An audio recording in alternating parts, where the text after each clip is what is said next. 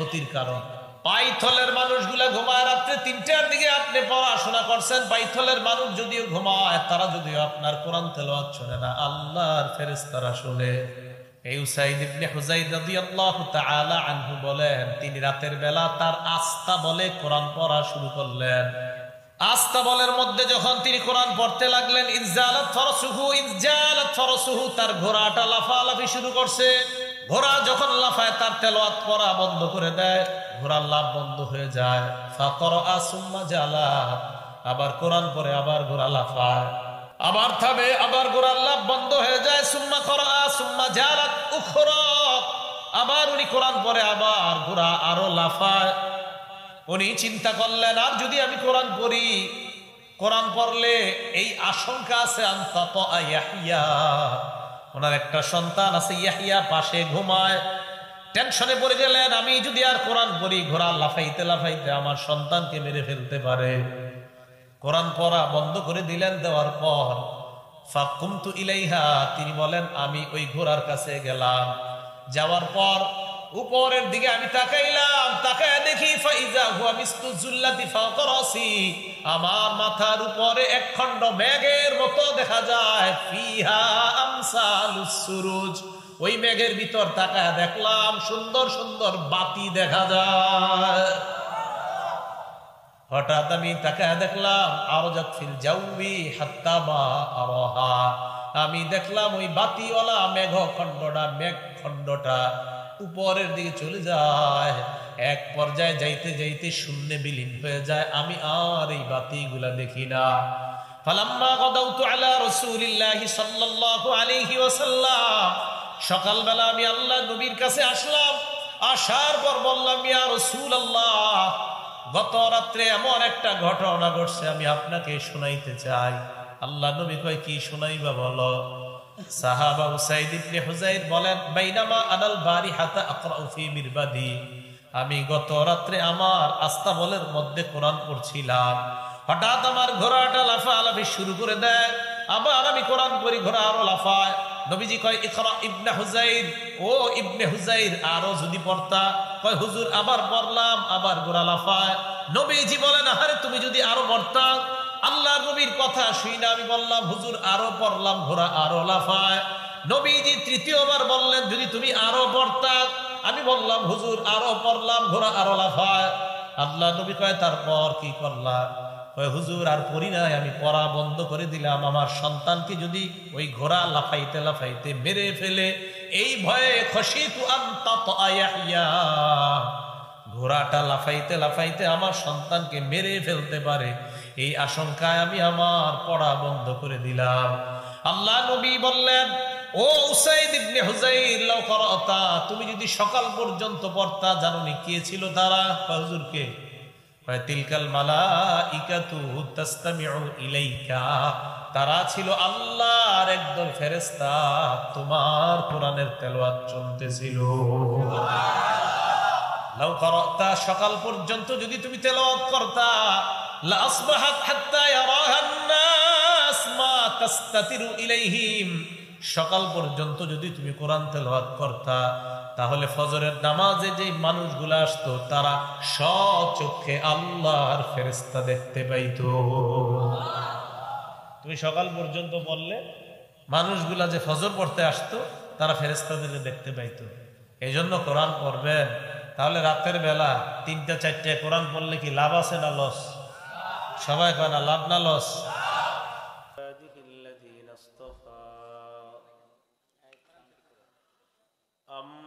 সূরা ইউনূসের 57 নম্বর আয়াতে আল্লাহ বলেন, ইয়া আইয়ুহান নাসু ক্বাদ জাআতকুম মাউইযাতুম মির রাব্বিকুম ওয়া শিফাউল লিমা ফিস সুদূর ওয়া হুদাও ওয়া রাহমাতুল লিল মুমিনিন। আল্লাহ বলেন, তোমাদের কাছে এমন এক ওয়াজ এসেছে, এমন এক উপদেশ বাণী তোমাদের কাছে এসেছে। মাউইযাতুম মির রাব্বিকুম, তোমাদের রবের পক্ষ থেকে উপদেশ বাণী তথা কোরআন। ওয়া শিফাউল লিমা ফিস সুদূর, তোমাদের অন্তরে যত রোগ আছে, এই রোগ দূর করার 1 নাম্বার উপায় হলো আল কোরআন। হিংসা, বিদ্বেষ, অহংকার যাদের অন্তরে, কোরআন বেশি বড় তোমাদের অন্তরের এই রোগ বিমারি আল্লাহ দূর করে দিবেন। কোরআন আরোগ্য, কোরআন শিফা ওয়া হুদা, কোরআন হেদায়েত। যারা কোরআনের কাছ থেকে হেদায়েত চায় আল্লাহ তাদেরকে হেদায়েত দান করে দেয়।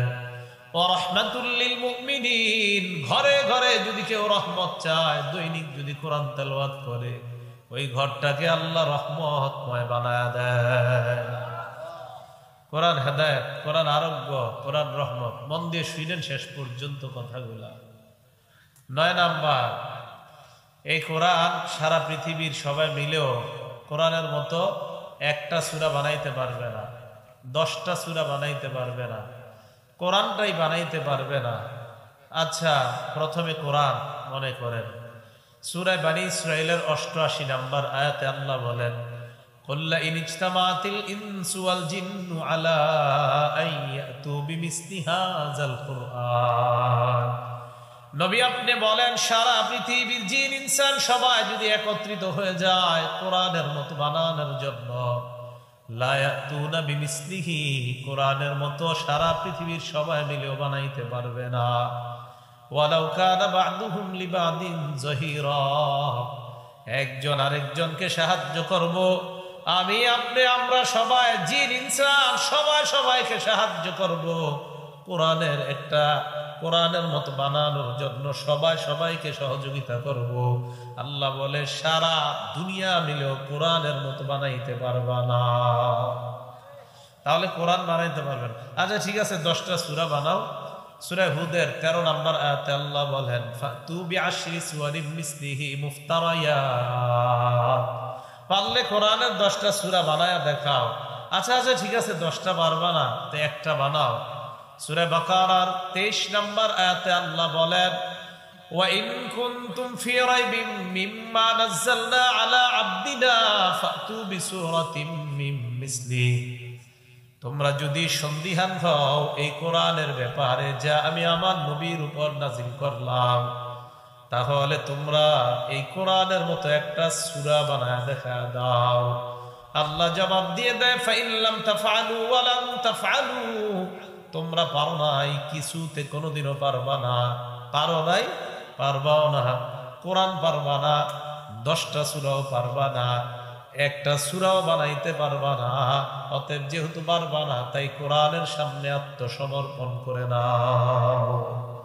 যেহেতু এটা বানাইতে পারবা না, এটার সামনে আত্মসমর্পণ করো। তাহলে এটা কেউ বানাইতে পারবে না, 10টা সূরাও পারবে না, একটাও পারবে না। অতএব এটার সামনে সারা দুনিয়া যদি আত্মসমর্পণ করে, সে সফল কাম হয়ে যাবে। 10 নাম্বার কথা, কোরআন আল্লাহ নাজিল করেছেন, আল্লাহ হেফাজত করবেন। সূরা হিজরের 9 নাম্বার আয়াতে আল্লাহ বলেন, ইন্না নাহনু নাযালনা যিকরা ওয়া ইন্না লাহু লাহাফিজুন, কোরআন আমি নাজিল করলাম, এই কোরআন আমি আল্লাহ হেফাজত করব।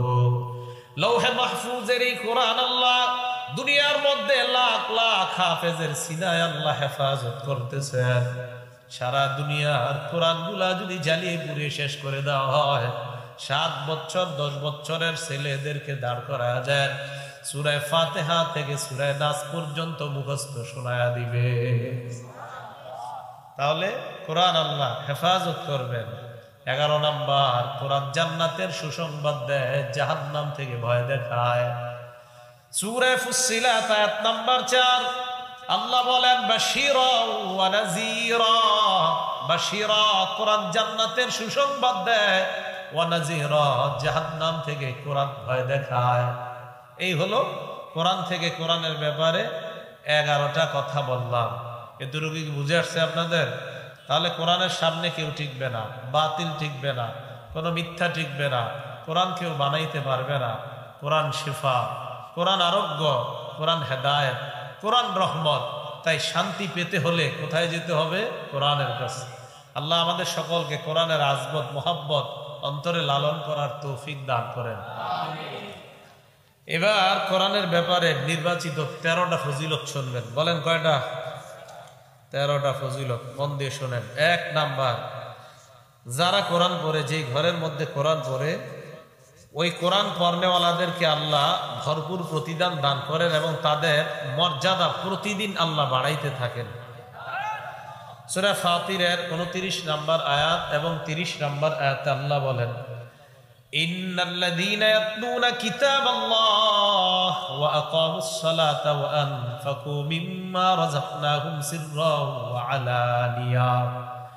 নিশ্চয়ই যারা আল্লাহর কিতাব তেলাওয়াত করে, ওয়া আকামুস সালাত, নামাজ কায়েম করে, 1 নাম্বার আল্লাহর কিতাব তেলাওয়াত করে, 2 নাম্বার নামাজ কায়েম করে, 3 নাম্বার ওয়া আনফাকু মিম্মা রাযাকনাহুম সিররাও ওয়া আলানিয়া। আমি তাদেরকে যেই রিজিক দান করলাম, এই রিজিক থেকে গোপনে প্রকাশ্যে যারা দান করে, ইয়ারজুনা তিজারাতাল লান তাবুর, এই মানুষগুলা এমন এক ব্যবসার আশা করে যে ব্যবসার লাভ কখনো ধ্বংস হয় না। কোরআন এমন এক ব্যবসা যে ব্যবসার লাভ আল্লাহর কাছে কখনো শেষ হয় না, শুধু লাভ আর লাভ। নামাজ এমন এক ব্যবসা, এটা আল্লাহর কাছে লাভই আর লাভ, এটার কখনো লস নাই। দান সৎকা এমন এক ব্যবসা, ইয়ারজুনা তিজারাতাল লান তাবুর, যে ব্যবসার লাভ কখনো ধ্বংস হয় না। আল্লাহ বলেন, যদি এই কাজগুলা করো, লিওয়াফিয়াহুম উজুরাহুম ওয়া ইয়াজিদাহুম মিন ফাদলি, যাতে তাদেরকে তাদের প্রতিদান আল্লাহ পরিপূর্ণ দিয়ে দেয় এবং তাদের মর্যাদা বহুগুণে আল্লাহ বৃদ্ধি করে দেয়। কোরআন পড়েন নিয়মিত, আপনার মর্যাদা আল্লাহ বাড়াই দিবে, সত্যি কথা। তাহলে 1 নাম্বার, কোরআন পড়লে প্রতিদান দিবেন আল্লাহ, প্রতিদিন মর্যাদা বাড়বে। 2 নাম্বার, কোরআনের সাথে যে লাগবে তার সম্মান বেড়ে যাবে। বস্তির কেউ যদি কোরআনের সাথে লেগে যায়, তার সম্মান বেড়ে যাবে। কোরআনের সাথে মহব্বত যদি কোনো বাড়িওয়ালার হয়ে যায়, তার সম্মান আরো বেড়ে যাবে। তাহলে বস্তির কেউ যদি কোরআনের সাথে মহব্বত হয়ে যায়, তারও সম্মান বেড়ে যায়। কোনো বড়লোক যদি কোরআনের সাথে মহব্বত হয়, তারও সম্মান বেড়ে যায়। মন দিয়ে একটা ঘটনা শোনেন হাদিস থেকে, ইবনে মাজাহ 218 নম্বর হাদিস। এই হাদিসের মধ্যে আসছে, নাফে ইবনু আব্দুল হারিস এক ব্যক্তির নাম, তাবিঈ নাফে ইবনু আব্দুল হারিস। আন্না নাফি ইবনু আব্দুল হারিসি লাকিয়া উমর ইবনুল খাত্তাব রাদিয়াল্লাহু তাআলা আন বিউসফান। একটা এলাকার নাম উসফান। কি নাম বলেন তো? এই উসফান নামক এলাকায় এই নাফে রহমতুল্লাহর দেখা হয়েছে হযরত ওমর ইবনুল খাত্তাব রাদিয়াল্লাহু তাআলা আনহুর সাথে। হযরত ওমর তখন আমিরুল মুমিনিন।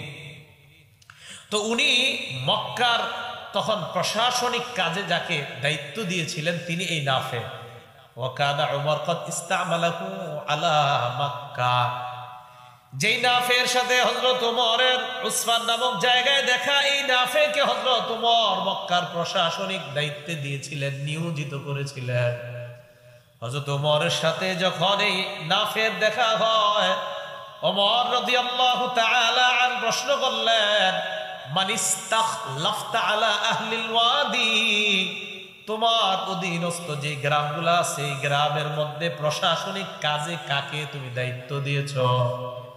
মন্ত্রী থাকে, তার অধীনে কমিশনার, দেশ গ্রামে চেয়ারম্যান, তার অধীনে মেম্বার, এরকম থাকে না? তো হযরত ওমর রাদিয়াল্লাহু তাআলা আনহুর অধীনে হলো মক্কার প্রশাসনিক কাজে যিনি, তিনি, তার অধীনে আবার কিছু গ্রাম আছে। এই গ্রামগুলাতে গ্রাম্য কিছু প্রশাসনিক ও প্রশাসক উনি নিযুক্ত দেয়। কে এটা? মক্কার প্রশাসক। তো মক্কার প্রশাসক নাফেকে প্রশ্ন করলেন, তুমি তোমার আশেপাশের এলাকাগুলার প্রশাসনিক কাজে কারে নিয়োগ দিছো? হযরত নাফে জবাব দিলেন, ইবনে আবজা, আমিরুল মুমিনিন ইবনে আবজা নামে এক ব্যক্তিকে প্রশাসনিক কাজের দায়িত্বে নিয়োজিত করেছি। ওমর ইবনুল খাত্তাব পাল্টা প্রশ্ন করলেন, মান ইবনু আবজা, ইবনে আবজাটা আবার কে?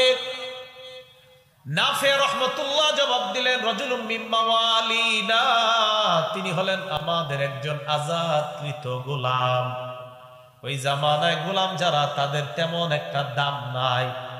হযরত ওমর ফারুক বললেন, ইস্তাখলাফতা আলা আহলিল ওয়াদি রাজুলাম মিন মাওয়ালিকুম, তোমাদের মধ্যে একজন গোলামকে তোমরা প্রশাসক বানায় দিলা, ব্যাপারটা কেমন হয়ে গেল?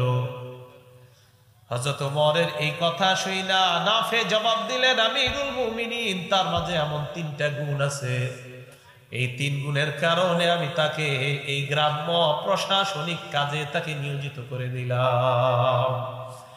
1 নাম্বার, ইন্নাহু লাকারিউল লিকিতাবিল্লাহ, আমাদের মধ্যে যেই মাওলা আমাদের মধ্যে আযাদকৃত গোলাম লাকারিউল লিকিতাবিল্লাহ, এই ব্যক্তি আল্লাহর কোরআনের বড় অভিজ্ঞ একজন ব্যক্তি, সুবহানাল্লাহ।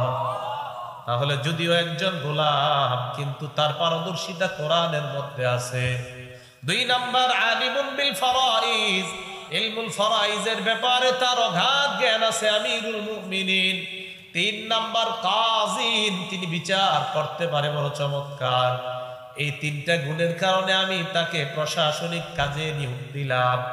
ওমর ফারুক রাদিয়াল্লাহু তাআলা আনহু বলেন, আমা ইন্না নাবিয়াকুম সাল্লাল্লাহু আলাইহি ওয়াসাল্লাম ক্বাল, তোমাদের নবী মুহাম্মদ সাল্লাল্লাহু আলাইহি ওয়াসাল্লাম বলেছেন, ইন্নাল্লাহা ইয়ারফাউ বিহাদাল কিতাব আকওয়ামা, আল্লাহ পাক রব্বুল আলামিন অনেক মানুষকে শুধুমাত্র এই কোরআনের সাথে মোহাব্বত রাখার কারণে আল্লাহ তাদের মর্যাদা বহুগুণ বাড়ায় দেয়। ইয়ারফাউ বিহাদাল কিতাবি আকওয়ামা, এই কোরআনের কারণে একদল মানুষের মর্যাদা আল্লাহ বাড়ায়। ওয়া ইয়াদউ বিহি আখারিন, আর একদল মানুষের লাঞ্ছনা শেষ করে দেয় আল্লাহ। তাহলে কোরআনের দ্বারা কারো মর্যাদা বাড়ে, আবার কোরআন দ্বারা কেউ লাঞ্ছিত হয়ে যায়। কোরআনের সাথে যাদের সম্পর্ক ভালো তাদের মর্যাদা বাড়বে, আর কোরআনের সাথে যারা বেয়াদবি করবে তারা লাঞ্ছিত হবে। তারা কি হবে? লাঞ্ছিত হবে। তাহলে 2 নাম্বার জানলাম আমরা, কোরআনের কারণে একজন গোলাম, আজাদকৃত গোলাম প্রশাসনিক দায়িত্ব পেয়ে গিয়েছে। বলেন তো তার যোগ্যতা কি? কোরআন। তাহলে কোরআন এমন এক কিতাব, যে কিতাব গরিবদেরকেও সম্মানের আসনে বসায় দেয়। আমাদের দেশে যারা আন্তর্জাতিক পর্যায়ে হাফিজি কোরআনের মধ্যে যারা হিফজুল কোরআনে যারা আপনার আন্তর্জাতিক পর্যায়ে যারা অবদান রাখতেছে, নাজমুস সাকিব আপনাদের ময়মনসিংহের একদম আপনার সহজ সরল একদম একটা আপনার অজপাড়া গ্রামের ছেলে ছিল নাজমুস সাকিব। কোরআন তারে কই উঠাইছে। হাফেজ তাকরিম, এই ছেলের বাবা সিরাজগঞ্জ চরে ওদের বাড়িঘর সব নিয়ে নিছে। পরে ওর বাবা নাগরপুর টাঙ্গাইল ওখানে এসে বাড়ি করছে। এখন দেখেন আপনারা বাড়ি এত নর্মাল তাদের বাড়িঘর, কিন্তু আজকে কোরআনের কারণে এই তাকরিমের ঘর যদিও টিনের, সারা দুনিয়াতে তা মুখে মুখে আল্লাহ তার নাম ছড়াই দিচ্ছে। এটা কোরআনের কারণে না? কোরআন মানুষের মর্যাদা বাড়ায়। 3 নাম্বার, কোরআন যে শিখে এবং যাকে শিখায়, কোরআন যে শিখে এবং যাকে শিখায়, উভয়কে নবীজি সাল্লাল্লাহু আলাইহি সাল্লাম পৃথিবীর সবচেয়ে উত্তম ব্যক্তি বলছে। তিরমিজি শরীফের 2909 নম্বর হাদিসের বর্ণনা, ক্বালা রাসূলুল্লাহ সাল্লাল্লাহু আলাইহি ওয়াসাল্লাম, আল্লাহ নবী বলেন, খায়রুকুম মান তাআল্লামাল কুরআনা ওয়া আল্লামা, তোমাদের মধ্যে সর্বোত্তম ওই ব্যক্তি যে ব্যক্তি কোরআন শিখে এবং অন্যকে শিখায়। আল্লাহ নবী বলেন, যে কোরআন শিখে অন্যকে শিখায় আমি নবী তাদেরকে দুনিয়ার সর্বোত্তম ব্যক্তি বলে ঘোষণা করলাম। এই যে মাদ্রাসার ভিত্তি প্রস্তর করলেন, একজন পড়াবে আরেকজন শুনবে, একজন পড়াবে আরেকজন শুনবে। আল্লাহ নবী বলেন, যিনি পড়ায় আর যারা পড়ে ওনার কাছে আমি নবী তাদেরকে দুনিয়ার সর্বোত্তম ব্যক্তি বলে ঘোষণা করলাম। তাহলে আলিফবা পড়ায় যারা পড়ে, যিনি পড়ায় যারা পড়ে তাদেরকে নবী সর্বোত্তম ব্যক্তি বলছেন। শুধু তাই নয়, মাদ্রাসার মধ্যে একসাথে 10টা 12টা বাচ্চা একসাথে যখন পড়ে, কফ বা তা ইত্যাদি যখন একসাথে পড়ে, এই পড়াগুলা সারা জীবন মনে থাকে। মধ্যে লাজিম কলমি মুসাক্কাল, মধ্যে লাজিম কলমি মুখাফফাফ। আমি 25 বছর আগে পড়ছি, এই 25 বছরে একদিনও আর পড়ি নাই, এখনো আলহামদুলিল্লাহ মনে আছে। এটা কেন মনে আছে জানেন? মক্তবে একসাথে যে পড়ছি দুষ্টামি করতে করতে, এই জন্য মাথায় ঢুকে গেছে। আর বাচ্চাদের নিয়ম এইটা, একসাথে এদেরকে যখন পড়াবেন তখন এদের মাথায় জিনিসগুলো ঢুকে যায়। এটা বাচ্চাদের একটা নিয়ম। তো এই জন্য বাচ্চাদেরকে যদি আপনার আনন্দ দিয়ে পড়ানো যায় তখন তাদের মাথায় এটা খুব সহজে ঢুকে যায়। তো এই বিষয়গুলো কেউ আমরা অন্যদিকে না নেই, বরং এই পদ্ধতির কারণেই আপনার এখনো পড়া এবং পড়ানোর সৌন্দর্য মাদ্রাসার মধ্যে টিকে আছে। কথা কি বুঝে আসছে? 4 নাম্বার, কোরআনের কারণে একটা অক্ষর যদি কোরআনের একটা অক্ষর যদি কেউ পড়ে, তার আমল নামায় সাথে সাথে 10টা নেকি আল্লাহ লিখে দেয়। তিরমিজি শরীফের 2910 নম্বর হাদিস, ক্বালা রাসূলুল্লাহ সাল্লাল্লাহু আলাইহি ওয়াসাল্লাম, আল্লাহ নবী বলেন, মান ক্বারা হারফাম মিন কিতাবিল্লাহ ফালাহু বিহি হাসানা ওয়াল হাসানাতু বিআশরি আমসালিহা। কোরআনের একটা অক্ষর যদি কেউ পড়ে তার আমলনামায় সাথে সাথে 10টা নেকি লিপিবদ্ধ হয়ে যায়। আল্লাহ নবী বলেন, লা কুলু আলিফ লাম মিম হারফুন। আল্লাহ নবী বলেন, আলিফ লাম মিম এই পুরাটা একটা অক্ষর, এটা আমি বলি না। নবীজি বলেন, বরং বাল আলিফুন ওয়ালাকিন আলিফুন হরফুন ওয়ালামুন হরফুন ওয়া মিমুন হরফুন। এই যে আলিফ লাম মিম পড়লাম, আল্লাহ নবী কয় আলিফ একটা অক্ষর, লাম একটা অক্ষর, মিম একটা অক্ষর, তোমার আমলনামায় 30টা সওয়াব লিপিবদ্ধ হয়ে যায়। কোরআনের এক অক্ষরে কয় নাকি? 10 নাকি। বলেন, কোরআনের এক অক্ষরে কয় নাকি? ঘরে ঘরে কোরআন তেলাওয়াত খুব বেশি পরিমাণে করার তৌফিক দান করেন। 5 নাম্বার, যে ব্যক্তি কোরআন পড়ে তার দৃষ্টান্ত কমলা লেবুর মতো। বলেন, কার মতো? সহিহ বুখারী হাদিস নাম্বার 5427 নম্বর হাদিস, ক্বালা রাসূলুল্লাহ সাল্লাল্লাহু আলাইহি ওয়াসাল্লাম, আল্লাহ নবী বলেন, মাসালুল মুমিনিল্লাযী ইয়াকরাউল কুরআন মাসালুল উতরুজ্জা। যেই মুমিন কোরআন পড়ে তার দৃষ্টান্ত হলো উত্তরুজ্জা ফলের মতো। উত্তরুজ্জা ফলটা অনেকটা কমলা লেবুর মতো, মালটার মতো, তবে মালটা না, এটা সৌদি আরব পাওয়া যায়। উত্তরুজ্জা অনেকটা মালটার মতো, তবে মালটা না, দেখতে অনেকটা এমন, যা সৌদি পাওয়া যায়। রিহুহা তাইয়িবুন ওয়া তা'মুহা তাইয়িবুন। এটার স্বাদ বড় চমৎকার, এটার ঘ্রাণও বড় চমৎকার। আল্লাহ নবী বলেন, কোন ইমানদার যখন কোরআন পড়ে ইমানের কারণে আর কোরআনের কারণে, ওই ইমানদার স্বাদওয়ালা এবং ঘ্রাণওয়ালা ইমানদার হয়ে যায়। বলেন, কোন ইমানদার কোরআন পড়লে তার ঘ্রাণ কোরআনের কারণে আর ইমানের কারণে তার স্বাদ আল্লাহর কাছে হয়ে যায়। আল্লাহ আমাদেরকে কোরআনওয়ালা ইমানদার হওয়ার তৌফিক দান করেন।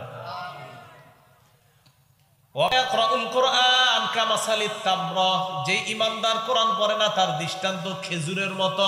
বলেন, কিসের মতো? খেজুরের স্বাদ আছে কিন্তু খেজুরের ঘ্রাণ নাই। লারি হালাহা ওয়া তা'মুহা তাইয়িবুন, খেজুরের ঘ্রাণ নাই তবে স্বাদ আছে। যে ইমানদার কোরআন পড়ে না ঈমানের কারণে স্বাদ আছে তবে ঘ্রাণ নাই, আর যে ইমানদার কোরআন পড়ে তার ঘ্রাণও আছে কোরআনের কারণে আর ঈমানের কারণে তার স্বাদও আছে। 3 নাম্বার, ওয়া মাসালুল মুনাফিকিল্লাযী ইয়াকরাউল কুরআন। যে মুনাফিক কোরআন পড়ে তার দৃষ্টান্ত মাসালুর রাইহানা, গোলাপ ফুলের মতো। কিসের মতো? ঘ্রাণ আসেনি গোলাপ ফুলের। রিহুহা তাইয়িবুন ওয়া তা'মুহা মুররুন। গোলাপ ফুলের ঘ্রাণ আছে তবে তার স্বাদ তিতা। গোলাপ ফুলের ঘ্রাণ আছে, কোরআন পড়ার কারণে মুনাফিকেরও ঘ্রাণ আছে, তবে তার স্বাদ তিতা ঈমান না থাকার কারণে ভিতরে কিছু নাই। 4 নাম্বার, মাসালুল মুনাফিকিল্লাযী লা ইয়াকরাউল কুরআন। যে মুনাফিক কোরআন পড়ে না তার দৃষ্টান্ত কামাসালিল হানজালা, মাকাল ফলের মতো। মাকাল ফলের স্বাদও নাই, ঘ্রাণও নাই। লা রিহালাহা ওয়া তা'মুহা মুররুন। মাকাল ফলের স্বাদও নাই, ঘ্রাণও নাই। অনেক মুমিন আছে 7 দিনে 1 বছরেও নামাজ পড়ে না। এরা নামাজ পড়তে হবে এটা বিশ্বাসই করে না, কিন্তু দাবি করে ইমানদার। এই জাতীয় মানুষ যারা কোরআনও পড়ে না আবার দাবি করে ইমানদার, কিন্তু বললে বলে নামাজ পড়তে হবে, এটা কোন জায়গায় লেখা আছে? এই তার ইমান নাই। কিন্তু এর দৃষ্টান্ত হলো এই কোরআনও পড়ে না আর ভিতরে ইমানও নাই। এটার দৃষ্টান্ত মাকাল ফলের মতো, যার কোনো স্বাদও নাই, যার কোনো ঘ্রাণও নাই। এরা হলো সমাজের জন্য সবচাইতে ক্ষতির কারণ। এগুলো 5 নাম্বার কথা, বুঝলেন? 6 নাম্বার, রাত্রে 2টা-3টার দিকে উঠে পড়াশোনা শুরু করছেন আপনি। 3টায় দুনিয়ার মানুষগুলা ঘুমায়, এই এলাকার মানুষ ঘুমায়, পাইথলের মানুষগুলা ঘুমায়। রাত্রে 3টার দিকে আপনি পড়াশোনা করছেন। পাইথলের মানুষ যদিও ঘুমায়, তারা যদিও আপনার কোরআন তেলাওয়াত শোনে না, আল্লাহর ফেরেশতারা শোনে। সুবহানাল্লাহ, একটু জোরে করুন। আমি জানি আপনার আজকে মনে মনে কিছু শুনতেছেন যে আন্দাজে আপনি কমলার মতো কথা আপনি কি করেন, বুখারীর দলিল দিয়ে তো কইলাম। এখন যেটা কমিরা মুসলিম শরীফের দলিল দিন। মানুষ তেলাওয়াত না শুনলে কে শোনে? কয় না কা ফেরেশতা। কে শোনে? হ্যাঁ, মুসলিম শরীফের 796 নম্বর হাদিস। আবু সাঈদ খুদরি রাদিয়াল্লাহু তাআলা আনহুর বর্ণনা। উসাইদ ইবনে হুযাইর নবীর এক সাহাবার নাম। এই উসাইদ ইবনে হুযাইর রাদিয়াল্লাহু তাআলা আনহু বলেন, তিনি রাতের বেলা তার আস্তা বলে কোরআন পড়া শুরু করলেন। আস্তা বলের মধ্যে যখন তিনি কোরআন পড়তে লাগলেন, ইনজালাত ফারসুহু, তার ঘোড়াটা লাফালাফি শুরু করছে। বুঝলেন? ঘোড়া যখন লাফায় তার তেলাওয়াত পড়া বন্ধ করে দেয়, ঘোড়ার লাফ বন্ধ হয়ে যায়। ফাকরা সুম্মা জালা, আবার কোরআন পড়ে আবার ঘোড়া লাফায়, আবার থামে, আবার ঘোড়ার লাফ বন্ধ হয়ে যায়। সুম্মা করা সুম্মা জালাত উখরা, আবার উনি কোরআন পড়ে আবার ঘোড়া আরো লাফায়। উনি চিন্তা করলেন, আর যদি আমি কোরআন পড়ি, কোরআন পড়লে এই আশঙ্কা আছে আনতাত ইয়াহইয়া, ওনার একটা সন্তান আছে ইয়াহইয়া পাশে ঘুমায়। টেনশনে পড়ে গেলেন, আমি যদি আর কোরআন পড়ি, ঘোড়া লাফাইতে লাফাইতে আমার সন্তানকে মেরে ফেলতে পারে। কোরআন পড়া বন্ধ করে দিলেন। দেওয়ার পর ফাকুমতু ইলাইহা, তিনি বলেন আমি ওই ঘোড়ার কাছে গেলাম। যাওয়ার পর উপরের দিকে আমি তাকাইলাম, তাকায় দেখি ফাইজা হুয়া মিসলু যুল্লাতি ফাওকা রাসি, আমার মাথার উপরে এক খণ্ড মেঘের মতো দেখা যায়। ফিহা আমসালুস সুরুজ, ওই মেঘের ভিতর তাকায় দেখলাম সুন্দর সুন্দর বাতি দেখা যায়। হঠাৎ আমি তাকায় দেখলাম আরজাত ফিল জাউবি হাত্তা মা আরাহা, আমি দেখলাম ওই বাতিওয়ালা মেঘখণ্ডটা উপরের দিকে চলে যায়। এক পর্যায়ে যাইতে যাইতে শূন্যে বিলীন হয়ে যায়, আমি আর এই বাতিগুলা দেখি না। ফালাম্মা গাদাউতু আলা রাসূলিল্লাহি সাল্লাল্লাহু আলাইহি ওয়াসাল্লাম, সকালবেলা আমি আল্লাহ নবীর কাছে আসলাম। আসার পর বললাম, ইয়া রাসূলুল্লাহ, গত রাত্রে এমন একটা ঘটনা ঘটছে, আমি আপনাকে শোনাইতে চাই। আল্লাহ নবী কয়, কি শোনাইবা বলো। সাহাবা উসাইদ ইবনে হুযাইর বলেন, বাইনামা আনাল বারিহাতা আকরাউ ফি মিরবাদি, আমি গত রাত্রে আমার আস্তাবলের মধ্যে কোরআন পড়ছিলাম। হঠাৎ আমার ঘোড়াটা লাফালাফি শুরু করে দেয়, আবার আমি কোরআন পড়ি, ঘোড়া আরো লাফায়। নবীজি কয়, ইকরা ইবনে হুযাইর, ও ইবনে হুযাইর আরো যদি পড়তা। কয়, হুজুর আবার পড়লাম, আবার ঘোড়া লাফায়। নবীজি বলেন, আরে তুমি যদি আরো পড়তা। আল্লাহর নবীর কথা শুনে আমি বললাম, হুজুর আরো পড়লাম, ঘোড়া আরো লাফায়। নবীজি তৃতীয়বার বললেন, যদি তুমি আরো পড়তা। আমি বললাম, হুজুর আরো পড়লাম, ঘোড়া আরো লাফায়। আল্লাহ নবী কয়, তারপর কি করলা? কয়, হুজুর আর পড়ি নাই, আমি পড়া বন্ধ করে দিলাম। আমার সন্তানকে যদি ওই ঘোড়া লাফাইতে লাফাইতে মেরে ফেলে, এই ভয়ে খশিতু আন তাতআ ইয়াহইয়া, ঘোড়াটা লাফাইতে লাফাইতে আমার সন্তানকে মেরে ফেলতে পারে, এই আশঙ্কায় আমি আমার পড়া বন্ধ করে দিলাম। আল্লাহ নবী বললেন, ও উসাইদ ইবনে হুযাইর, লাউ করাতা, তুমি যদি সকাল পর্যন্ত পড়তা, জানোনি কে ছিল তারা? হুজুর কে? তিলকাল মালাইকাতু তাসতামিউ ইলাইকা, তারা ছিল আল্লাহর একদল ফেরেশতা, তোমার কোরআনের তেলাওয়াত চলতেছিল। লাউ করাতা, সকাল পর্যন্ত যদি তুমি তেলাওয়াত করতা, লা আসবাহাত হাত্তা ইয়ারাহান নাস মা তাস্তাতিরু ইলাইহিম, সকাল পর্যন্ত যদি তুমি কোরআন তেলাওয়াত করতা, তাহলে ফজরের নামাজে যে মানুষগুলো আসতো, তারা স্বচক্ষে আল্লাহর ফেরেশতা দেখতে পাইতো। তুমি সকাল পর্যন্ত বললে মানুষগুলা যে ফজর পড়তে আসতো, তারা ফেরেশতাদের দেখতে পাইতো। এই জন্য কোরআন পড়বেন। তাহলে রাতের বেলা 3টা 4টে কোরআন পড়লে কি লাভ আছে না লস?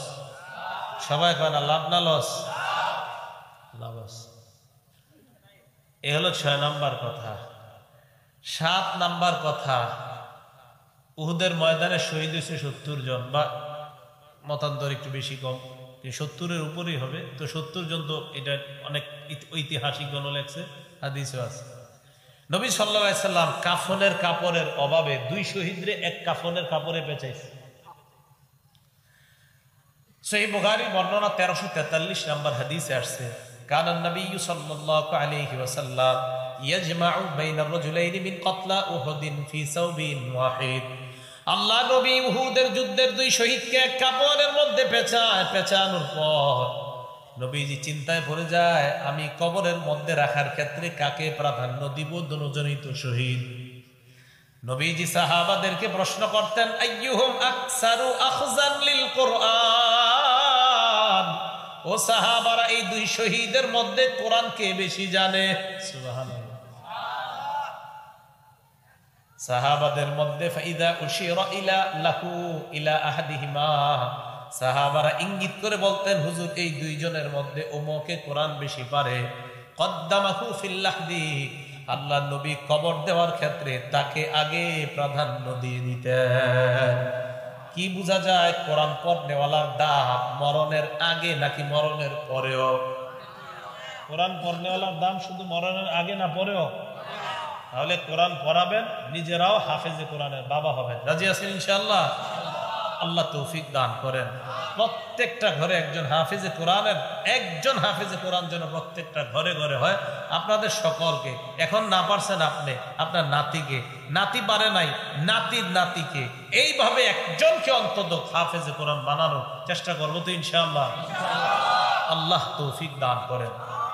তো রাসূল আকরাম সাল্লাল্লাহু আলাইহি সাল্লাম তাদেরকে দাফন করার সময় বলে, আনা শাহীদুন আলা হাউলা ইয়াউমাল কিয়ামা, এই যে শহীদদেরকে তোমরা দাফন করো, আমার বিদফনিহিম, আল্লাহ নবী তাদেরকে দাফন করতে বললেন। ফালাম ইউগাসসালু, গোসল দিতে বললেন, নিষেধ করলেন। ফালাম ইউগাসসালু, গোসল দেওয়া হয় নাই। ওয়ালাম ইউসাল্লু, তাদের জানাজা নামাজও পড়ানো হয় নাই। আল্লাহ নবী বললেন, তাদেরকে দাফন করে দাও।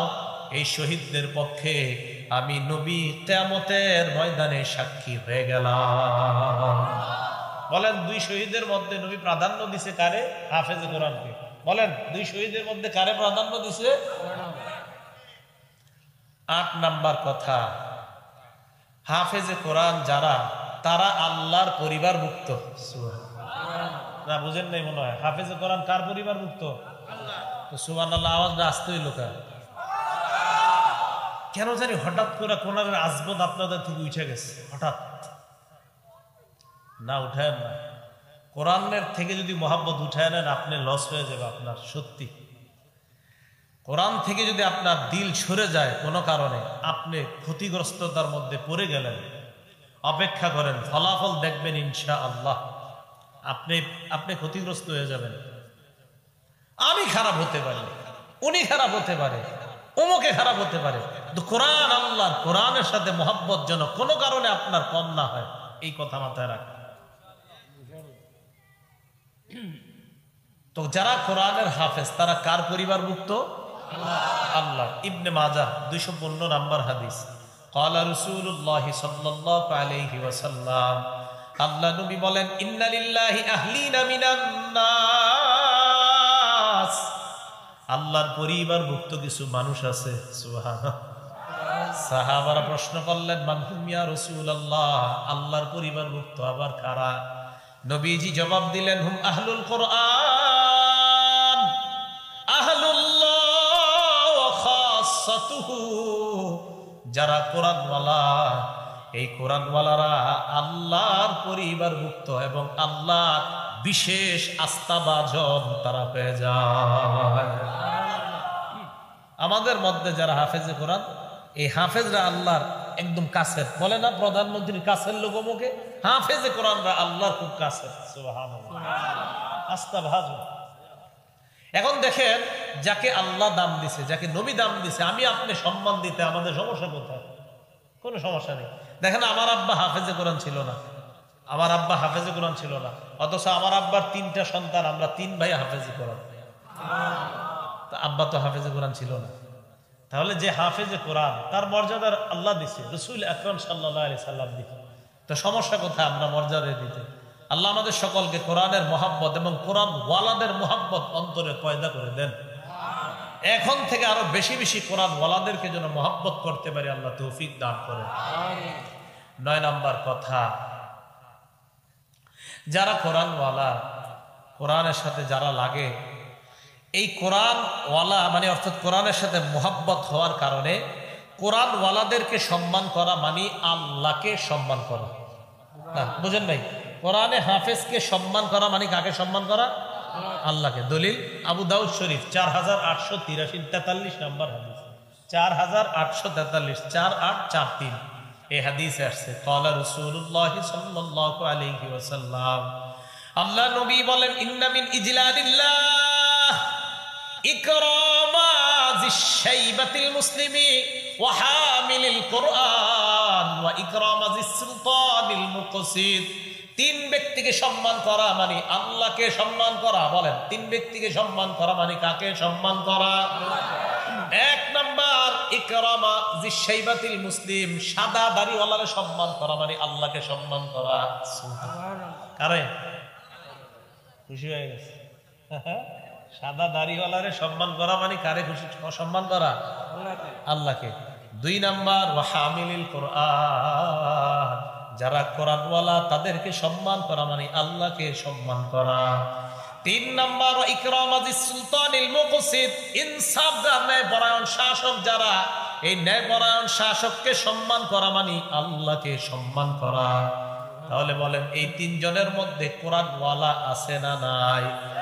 তাহলে কোরআনওয়ালাকে সম্মান করা, আমার সাথে বলবেন, কোরআনওয়ালাকে সম্মান করা মানে কাকে সম্মান করা?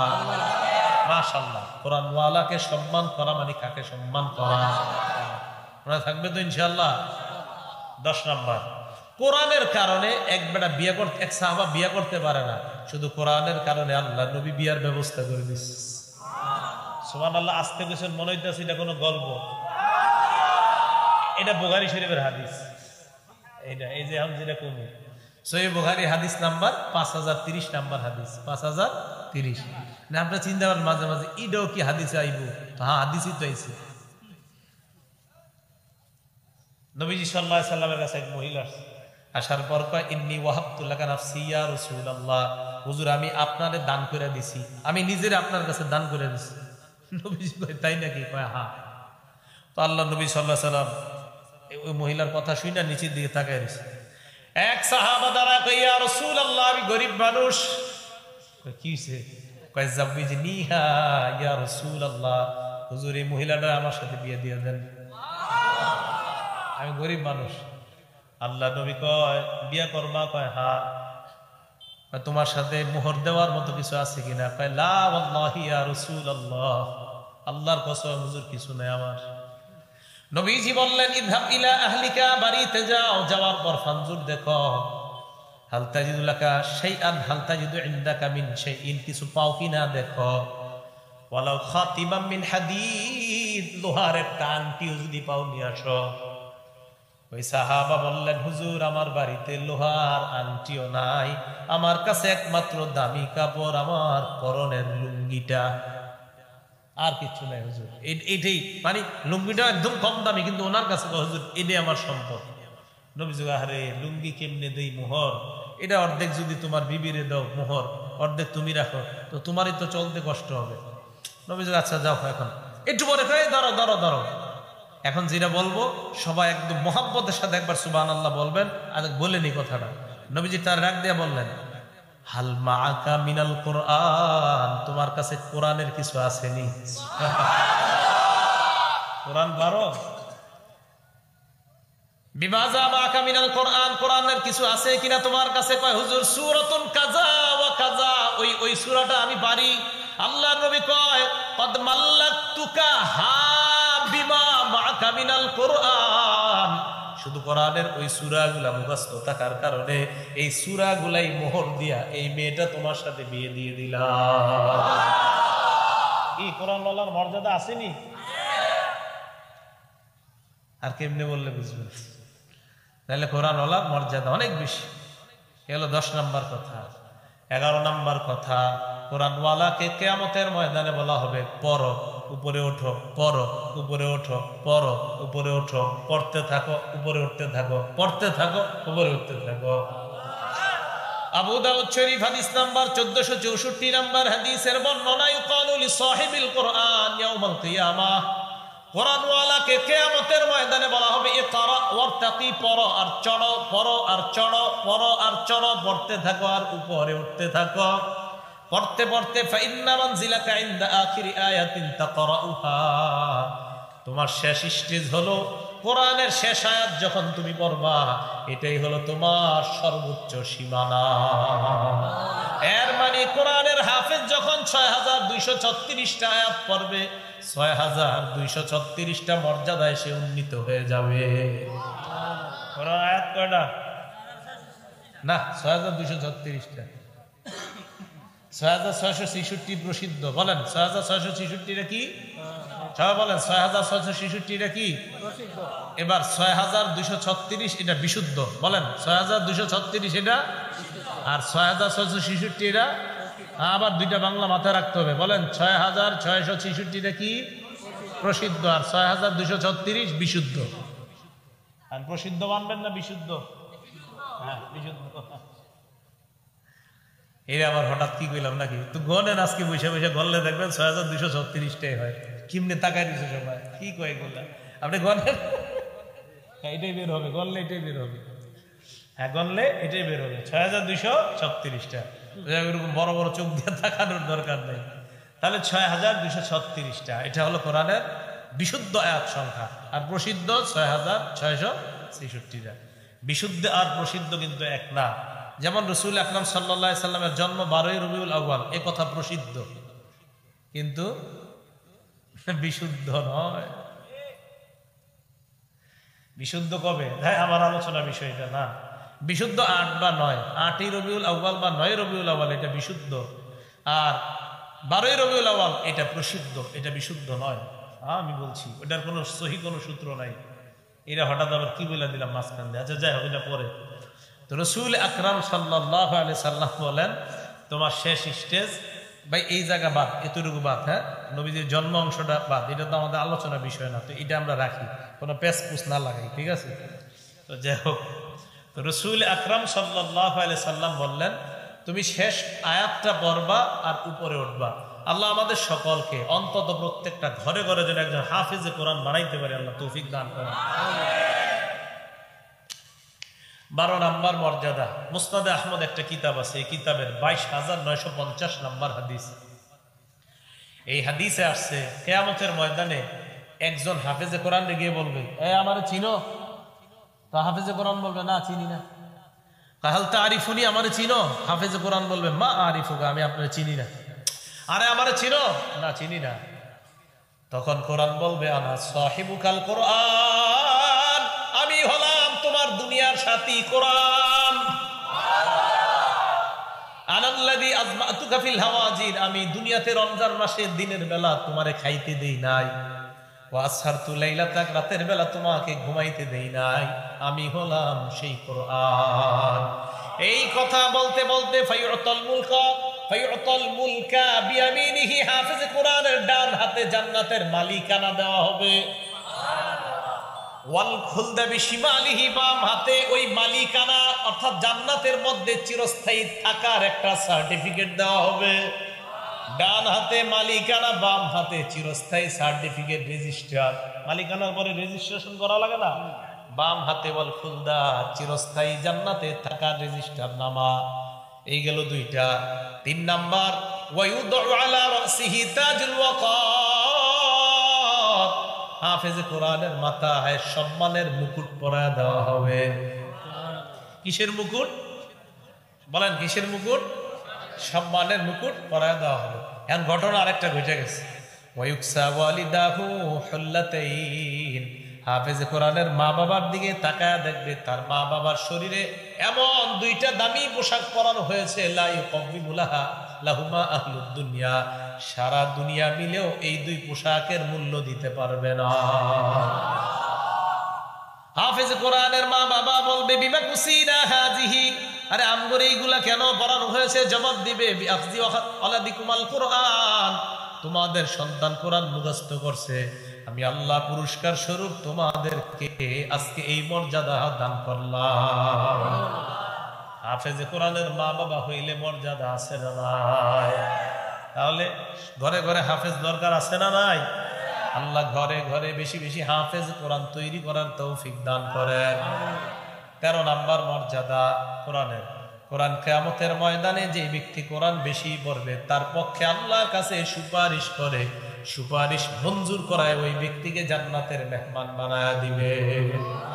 সহিহ ইবনে হিব্বান 124 নম্বর হাদিসের বর্ণনা, আল্লাহ নবী বলেন, ক্বালা রাসূলুল্লাহ সাল্লাল্লাহু আলাইহি ওয়াসাল্লাম, আল কুরআনু শাফিউন মুশাফফা, কোরআন হলো এমন সুপারিশকারী যার সুপারিশ কবুল করা হবে। মান জাআলাহু আমামা, কোরআন যে সামনে রাখবে, মানে কোরআন অনুযায়ী যে আমল করবে, কাদাহু ইলাল জান্নাহ, কোরআন ওই ব্যক্তিকে টানতে টানতে জান্নাতে নিয়ে যাবে। ওয়া মান জাআলাহু খালফা যহরিহি, কোরআন যে পিছনে রাখবে, মানে কোরআন যে আমল করবে না, কাদাহু ইলান নার, কোরআন ওই ব্যক্তিকে জাহান্নামে নিয়ে যাবে। বলেন নাউজুবিল্লাহ। তাহলে বলেন কোরআনের মর্যাদা আছে না নাই? কোরআন পাঠের মর্যাদা আছে না নাই? এখন আমি বলবো, আমরা যারা কোরআন পড়বো সারা জীবন 6টা বিষয় মাথায় রাখবো, হাফেজে কোরআন সহ সবাই। বলেন কয়টা বিষয়? 6টা বিষয় মাথায় রাখবো। 1 নাম্বার, কোরআন নিয়ে গবেষণা করা। বলেন কোরআন নিয়ে কি করা? এখন বলবেন হুজুর তো বাচ্চাদেরকে গবেষণা করানো হয় না কেন? দেখেন মাদ্রাসার বাচ্চাদেরকে প্রথমে হাফেজ বানানো হয়, তারপর 3 বছর আরবি ব্যাকরণের উপর তাকে পাণ্ডিত্য অর্জন করানো হয়। আরবি ব্যাকরণ 3 বছর শিখানোর পর পরের 2 বছর আরবি সাহিত্যের অনেকগুলা কিতাব পড়ানো হয়। এরপরে সে 5 বছর মোটামুটি অভিজ্ঞতা অর্জন। কোরআনের ভাষা আরবি না ইংলিশ না ফার্সি? তাহলে কোন ভাষায় পারদর্শিতা অর্জন করানো হয়? আরবি ভাষায়। তখন তাকে আপনার কাফিয়া বা শরহে জামি একটা বছর আছে, এই বছরে গিয়ে কোরআন তর্জমা, শুধু কোরআনের তর্জমাটা পড়ার জন্য দেওয়া হয়। এরপরে জালালাইন একটা বছর আছে, এই জালালাইন একটা কিতাবের নাম, পুরা 30 পারা জালালাইন, এই কিতাবটা মাদ্রাসার ছাত্রদেরকে পড়ানো হয়। এরপরে আপনার মেশকাত শরীফে বাইজবি নামে একটা তাফসিরের কিতাব আছে, এটা পড়ানো হয়। এরপর দাওরায়ে হাদিসে গিয়া বুখারীতেও তাফসির অধ্যায় আছে, মুসলিম শরীফেও তাফসির অধ্যায় আছে। তাহলে মাদ্রাসা ছাত্রদেরকে প্রথমে আরবি ভাষা এটা বুঝার জন্য প্রথমে তাকে প্রস্তুত করা হয়, এরপর তার হাতে কোরআনটা দেওয়া হয় বুঝার জন্য। আল্লাহ পাক রব্বুল আলামিন সূরা সাদের 29 নম্বর আয়াতে বলেন, কিতাবুন আনজালনাহু ইলাইকা মুবারাকুল লিয়াদাব্বারু আয়াতি, আমি যে কিতাব আপনার উপর নাজিল করলাম, আপনাকে দান করলাম, মুবারক, এটা বরকতপূর্ণ কিতাব, লিয়াদাব্বারু আয়াতিহি, যেন মানুষ চিন্তা করতে পারে আয়াতগুলা নিয়ে, তাই কোরআন আমি আপনাকে দিলাম, নাজিল করলাম। তাহলে কোরআন 1 নাম্বার গবেষণা করা, 2 নাম্বার কোরআন চর্চা করা, যেন কোরআন যা শিখছেন ভুলে না যান। 10টা সূরা শিখছেন, 2টা যদি ভুলে যান আল্লাহর কাছে জবাবদিহিতা করা লাগবে, চর্চার অভাবে ভুলে গেছেন কিনা। যদি চর্চার অভাবে ভুলে যান তাহলে আল্লাহ পাক রাও করবে, কেন 10টা মুখস্থ কইরা চর্চা করলা না? চর্চা করতে হবে। 10টা পারেন অনেকে, 20টা পারেন, চর্চা রাখতে হবে, মুখস্থ ভুলে গেলে হবে না। সহিহ বুখারী হাদিস নাম্বার 5033 নাম্বার হাদিসের বর্ণনা। এই হাদিসের মধ্যে আসছে, ক্বালা রাসূলুল্লাহ সাল্লাল্লাহু আলাইহি ওয়াসাল্লাম, আল্লাহ নবী বলেন, তাআহাদুল কুরআন, তোমরা কোরআনকে ভালোভাবে ধারণ করো, চর্চা করো, নিয়মিত কোরআন পড়বা। কেন? ফাল্লাযী নাফসি বিয়াদিহি লাহু আশাদ্দু তাফাসসিয়াম মিনাল ইবলি ফি উকলিহা, ওটকে বেঁধে রাখার পর ওটের বাঁধন যদি খুলে দেওয়া হয়, এই দ্রুতগামী উট যেমন পালায়, কোরআন যার কাছে আছে চর্চার অভাবে ওই দ্রুতগামী উটের চাইতে আরো দ্রুত কোরআন পালিয়ে যায়। বলেন নাউজুবিল্লাহ। তাহলে কোরআন যারা হাফেজে কোরআনকে আমরা চর্চা কখনো ছেড়ে দিব না, প্রতিনিয়ত চর্চা করা। এখন দেখেন একটা ছেলে যদি মাদ্রাসায় না থাকে, আমি বলছি না যে অন্যভাবে পড়ায় না, আপনারা যারা অনাবাসিক আপনাদের ছেলেগুলারে মাদ্রাসায় পড়ান, সমস্যা নাই, পড়ান, কিন্তু আপনি দেখবেন একটা ছেলে মাদ্রাসায় থাকলে অন্য 30টা ছেলের পড়া দেখে সেও পড়বে। এখন যে ছেলেটাকে আপনি দেখেন 9টা থেকে মাদ্রাসাগুলোতে ঘুমের সময়, হেফজোখানা মাদ্রাসাগুলোতে, এখন এই 9টা বাজে যদি ছেলেটারে আপনি বাসায় পাঠান, ও কি করবে জানেন? গেমস খেলবে, বাসায় গিয়ে ঘুমাবে না।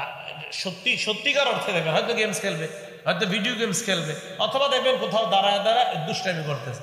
অথচ মাদ্রাসায় যদি থাকে, অন্তত মাদ্রাসার 4 দেয়ালের ভিতরে মোবাইলটা ধরতে পারবে না, ভিডিও গেমস খেলতে পারবে না। ওই যে দোকানে যে গেমসগুলো খেলে, আপনার 2 টাকা আগে ছিল 1 টাকা, এখন হয়তো কম বেশি হতে পারে। তো এই যে গেমসগুলা দেখেন, এইগুলা হলো অনাবাসিক ছাত্র যদি হয়, সাধারণত, আমি বলছি না সবাই এমন করে, কিন্তু কিছু ছাত্র তারা যদি আপনার মাদ্রাসায় না থাকে, তো তারা এটা হয়। এরপরে কি হয় আপনার, তখন দেখা যায় পড়া পারে না। তো এই তাদের পড়াগুলা চর্চার জন্য আমাদের মাদ্রাসার হেফজোখানাগুলোতে একটা জিনিসকে বলা হয় আমুক্তা, আরেকটাকে বলা হয় সাত সবক। আমুক্তা মানে হলো, মনে করেন আপনার ছেলে 10 পারা কোরআন শরীফ পড়ছে, 10 পারা মুখস্থ হয়েছে, এখন 11 নাম্বার পারা তার সবক চলতেছে। 11 পারার 10 পৃষ্ঠা পড়ছে, আগে মুখস্থ কয় পারা? 10 পারা। এই 10 পারার নিয়ম হলো প্রতিদিন হাফেজ সাহেবকে আজকে আধা পারা, কালকে পরের আধা পারা, এইভাবে পরের দিন, মানে এইভাবে গত 10 পারা একের পর এক সে প্রতিদিন এই শোনাইতে থাকতে হবে। আজকে এই আধা পারা শোনাইলেন, কালকে পরের আধা পারা, এরপরে পরে এভাবে 10 পারা খতম, আবার 10 পারা থেকে আবার প্রথম থেকে শুরু। তো এটা হলো আমুক্তা, প্রতিদিন এটা শোনাইতে হয় উস্তাদদেরকে, পিছনের পড়াটা তার প্রত্যেক দিন উস্তাদকে শোনাইতে হয়, এটা হলো আমুক্তা। সাত সবক কাকে বলে?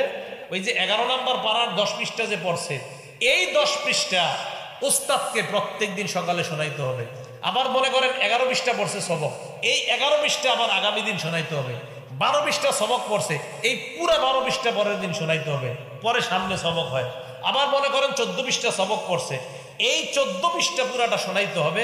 আবার হয়েছে 16 পৃষ্ঠা সবক, পরের দিন আবার প্রথম থেকে 16 পৃষ্ঠা সবক শোনাইতে হবে। এটাকে বলা হয় সাত সবক। তো এটার কারণে কি হয়, আপনার ওই বাচ্চা বারবার চর্চার কারণে কোরআনটা তার সিনার মধ্যে বসে যায়। এই কথা কি বুঝে আসছে? তো দেখেন, এই বিষয়গুলা হয়তো আমরা অনেক সময় বুঝি না। এখন আসেন, কথা হলো যে রাত্রে হুজুর বাচ্চাগুলার যে উঠাই দেওয়া হয় কোরআন পড়ানোর জন্য 3টা, 3:30, 4টার দিকে, এই সময় বাচ্চাগুলারে কেন উঠান? বাচ্চাগুলা তাহাজ্জুদ পড়ে, এগুলা কি হাদিসে আছে? হ্যাঁ, হাদিসে তো শিশুদের তাহাজ্জুদের কথা আছে, বলার পরে তো আপনারা বিশ্বাস করবেন নাকি? সহিহ বুখারী 699, কত হয়? 699, বলেন না কত? হ্যাঁ, 699 নাম্বার হাদিস। আব্দুল্লাহ ইবনে আব্বাস রাদিয়াল্লাহু তাআলা আনহুমার বর্ণনা, তিনি বলেন, বিত্তু ইনদা খালাতি মাইমুনা রাদিয়াল্লাহু তাআলা আনহা। আব্দুল্লাহ ইবনে আব্বাস বলেন, আমি আমার খালা মাইমুনা রাদিয়াল্লাহু তাআলা আনহার বাড়িতে রাত্রি যাপন করলাম। নবীর বিবি মাইমুনা, রাতের বেলা হঠাৎ দেখলাম আল্লাহর নবী কামা ইউসাল্লি মিনাল লাইল, রাতের বেলা নামাজে দাঁড়াইলেন। নবীজি কোথায় দাঁড়াইছে? আব্দুল্লাহ ইবনে আব্বাস বলেন, কুনতু মাহু, আমিও নামাজে দাঁড়াইলাম। সুবহানাল্লাহ। কুনতু আন ইয়াসারিহি, আমি নবীর বাম পাশে দাঁড়াইলাম। ফাআখাযা বিরাসি, নবী আমার মাথা দইরা, এইভাবে দেখেন মাথা দইরা, আকামানি আন ইয়ামিনিহি, আল্লাহ নবী আমারে বাম পাশ থেকে ডান পাশে আইনা দাঁড় করায়া দেয়। আমি নবীর সাথে তাহাজ্জুদে বাম পাশে দাঁড়াইছি, নবী আমার মাথাটা ধরে এভাবে টান দিয়া ডান পাশে দাঁড় করাইছে। এখন আপনাদের প্রশ্ন, হুজুর এই আব্দুল্লাহ ইবনে আব্বাস যে শিশু ছিল, এটার দলিল কি? আপনি হাদিসেরা বলছেন, উনি নামাজ পড়ছে এটা বলছেন, উনি যে শিশু, এটার দলিল কি? প্রশ্ন ঠিক আছে আপনার, উনি যে শিশু ছিল এটার দলিল কি? হ্যাঁ, এটার দলিল আছে। মুসনাদে আহমদ 3437 নাম্বার হাদিস। আব্দুল্লাহ ইবনে আব্বাস বলেন, আমি নবীর বাসায় যখন নবীজির সাথে তাহাজ্জুদ নামাজ পড়ছিলাম, ওয়া আনা ইয়াউমা ইজিন ইবনু আশরি সিনিনা, তখন আমার বয়স ছিল 10। কত কত? মানে আপনাদেরকে দলিল দিলেও দেখি অনেকের চেহারা কেমন লাগে, কি কোন হুজুর 10 বছরে? দেখেন ভাই, 10 বছরে আব্দুল্লাহ ইবনে আব্বাস রাদিয়াল্লাহু তাআলা আনহু বলেন, আমি নবীজির সাথে তাহাজ্জুদের সালাত আদায় করছি। এখন কোন একটা বাচ্চাকে 3:30 বাজে উস্তাদ যদি তাহাজ্জুদ নামাজে বাধ্য করে না, যদি বলে তাহাজ্জুদে দাঁড়াও, তুমি একটু শিখো, তো এখন বাচ্চাটা যদি চর্চা করে 10 বছর বয়স থেকে তাহাজ্জুদ পড়া, এই ছেলে যদি বড় হইলে তাহাজ্জুদ পড়ে, লসটা কি বলেন তো আমার? এখন কথা হলো, হুজুর 3:30টায় উঠতে হবে কেন? প্রশ্ন হইতে পারে। সহিহ বুখারীর বর্ণনা, ইয়ানজিলু রাব্বুনা ইলাস সামাঈদ দুনিয়া হিনা ইয়াবকা সুলুসুল লাইলিল আখির, রাতের 1/3 আল্লাহ প্রথম আসমানে অবতীর্ণ করেন।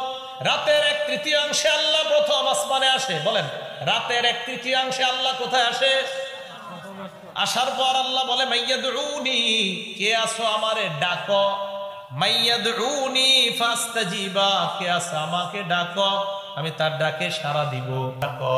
ওমাইয়াসআলুনি ফাউতিয়া, আমার যে এখন আমার কাছে যা চাইবে আমি আল্লাহ তাই দান করব। একটা বাচ্চা যদি ওই মুহূর্তে আল্লাহরে বলে, আল্লাহ আমার মতো 10টা ছেলে কোরআন মুখস্থ খুব সুন্দর করে করতে পারে, আমার মতো 10টা ছেলে আমার বন্ধুরা তারা 4-5 পৃষ্ঠা সবক দিতে পারে, আল্লাহ আমি 1 পৃষ্ঠাও পারি না, মাবুদ তোমার খাজানায় কোনো অভাব নাই। আল্লাহ তুমি তো এখন প্রথম আসমানে, মেহেরবানি করে আমাকেও আমার বন্ধুদের মতো 5 পৃষ্ঠা সবক মুখস্থ করার তৌফিক দিয়ে দাও। এই জন্য ওই টাইমে উঠানো হয়, ওইটা মোবারক সময়, এটা বরকতপূর্ণ সময়। তো বাচ্চাদেরকে এই জন্য ওই সময় উঠানো হয়। আমি বলছি এরপরে আল্লাহ পাক রব্বুল আলামিন বলেন ওমাইয়াস্তাগফিরুনি আগফিরলাহ, আমার কাছে যদি কেউ ক্ষমা চায় আমি তাকে ক্ষমা করে দিব। তো বাচ্চাদেরকে যদি এই শিক্ষাটা দেওয়া হয়, এটা সহিহ বুখারীর বর্ণনা, এটা সমস্যা কোথায় বলেন? আচ্ছা এরপরে আসেন আব্দুল্লাহ ইবনে আব্বাস রাদিয়াল্লাহু তাআলা আনহুর বর্ণনা, সহিহ বুখারী 183 নম্বর হাদিসে আসছে। আব্দুল্লাহ ইবনে আব্বাস বলেন নবী ঘুম থেকে উঠলেন, আমি তাকায় দেখলাম, ঘুম থেকে ওঠার পর আল্লাহ নবীকে আমি দেখলাম ইয়ামসাহু আন ওয়াজহিহি আন-নাওম, চেহারা থেকে এইভাবে ঘুম সরায়া দেয় নবী, চেহারা থেকে ঘুম সরায়া দেয়। এরপর দেখলাম আল্লাহ নবী ওযু করে, আমিও নবীর মতো মতো ওইগুলা করা শিখলাম।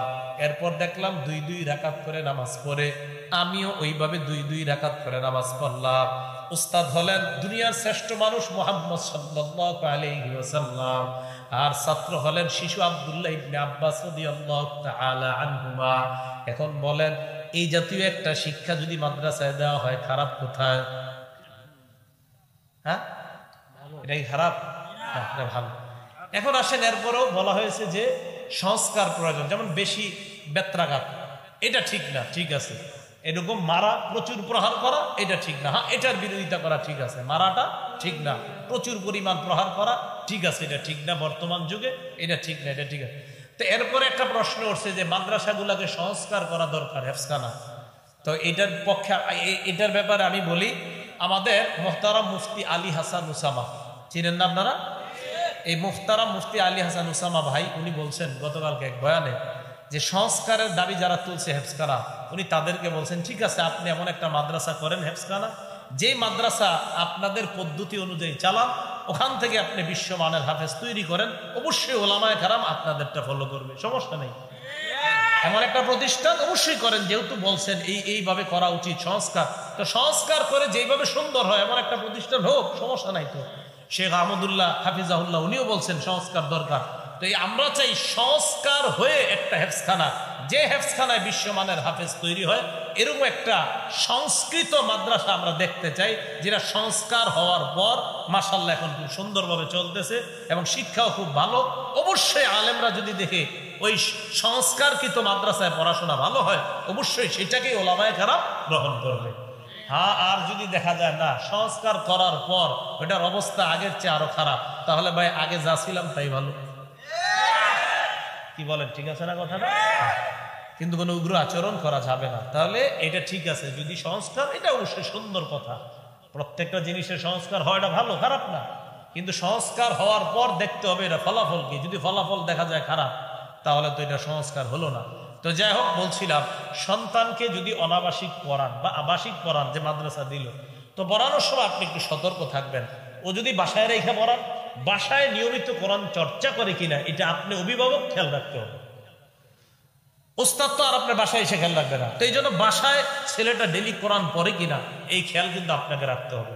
আল্লাহ আমাদেরকে বুঝার তৌফিক দান করেন।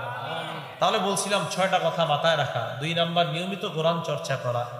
3 নাম্বার মাঝে মাঝে অন্যের কাছ থেকে কোরআন শোনা। সুবহানাল্লাহ, মাঝে মাঝে অন্যের কাছ থেকে কি শোনা? কোরআন শোনা। সহিহ বুখারী 5055 নাম্বার হাদিস, আব্দুল্লাহ ইবনে মাসউদ রাদিয়াল্লাহু তাআলা আনহুকে আল্লাহ নবী কয়, আব্দুল্লাহ ইবনে মাসউদ তুমি আমাকে কোরআন পড়ে শোনাও, ইকরা আলাইয়া কোরআন, তুমি আমাকে কোরআন পড়ে শোনাও। আব্দুল্লাহ ইবনে মাসউদ জবাব দিলেন, আকরা আলাইকা ওয়া আলাইকা উনজিলা ইয়া রাসূলুল্লাহ, আমি আপনাকে কোরআন পড়ে শোনাবো, অথচ কোরআন আপনার উপর নাজিল করা হয়েছে, আমি কিভাবে আপনাকে কোরআন পড়ে শোনাই? আল্লাহ নবী জবাব দেয়, উহিব্বু আন আসমাআহু মিন গায়রি, আমার মাঝে মাঝে অন্যের থেকে কোরআন শুনতে মনে চায়।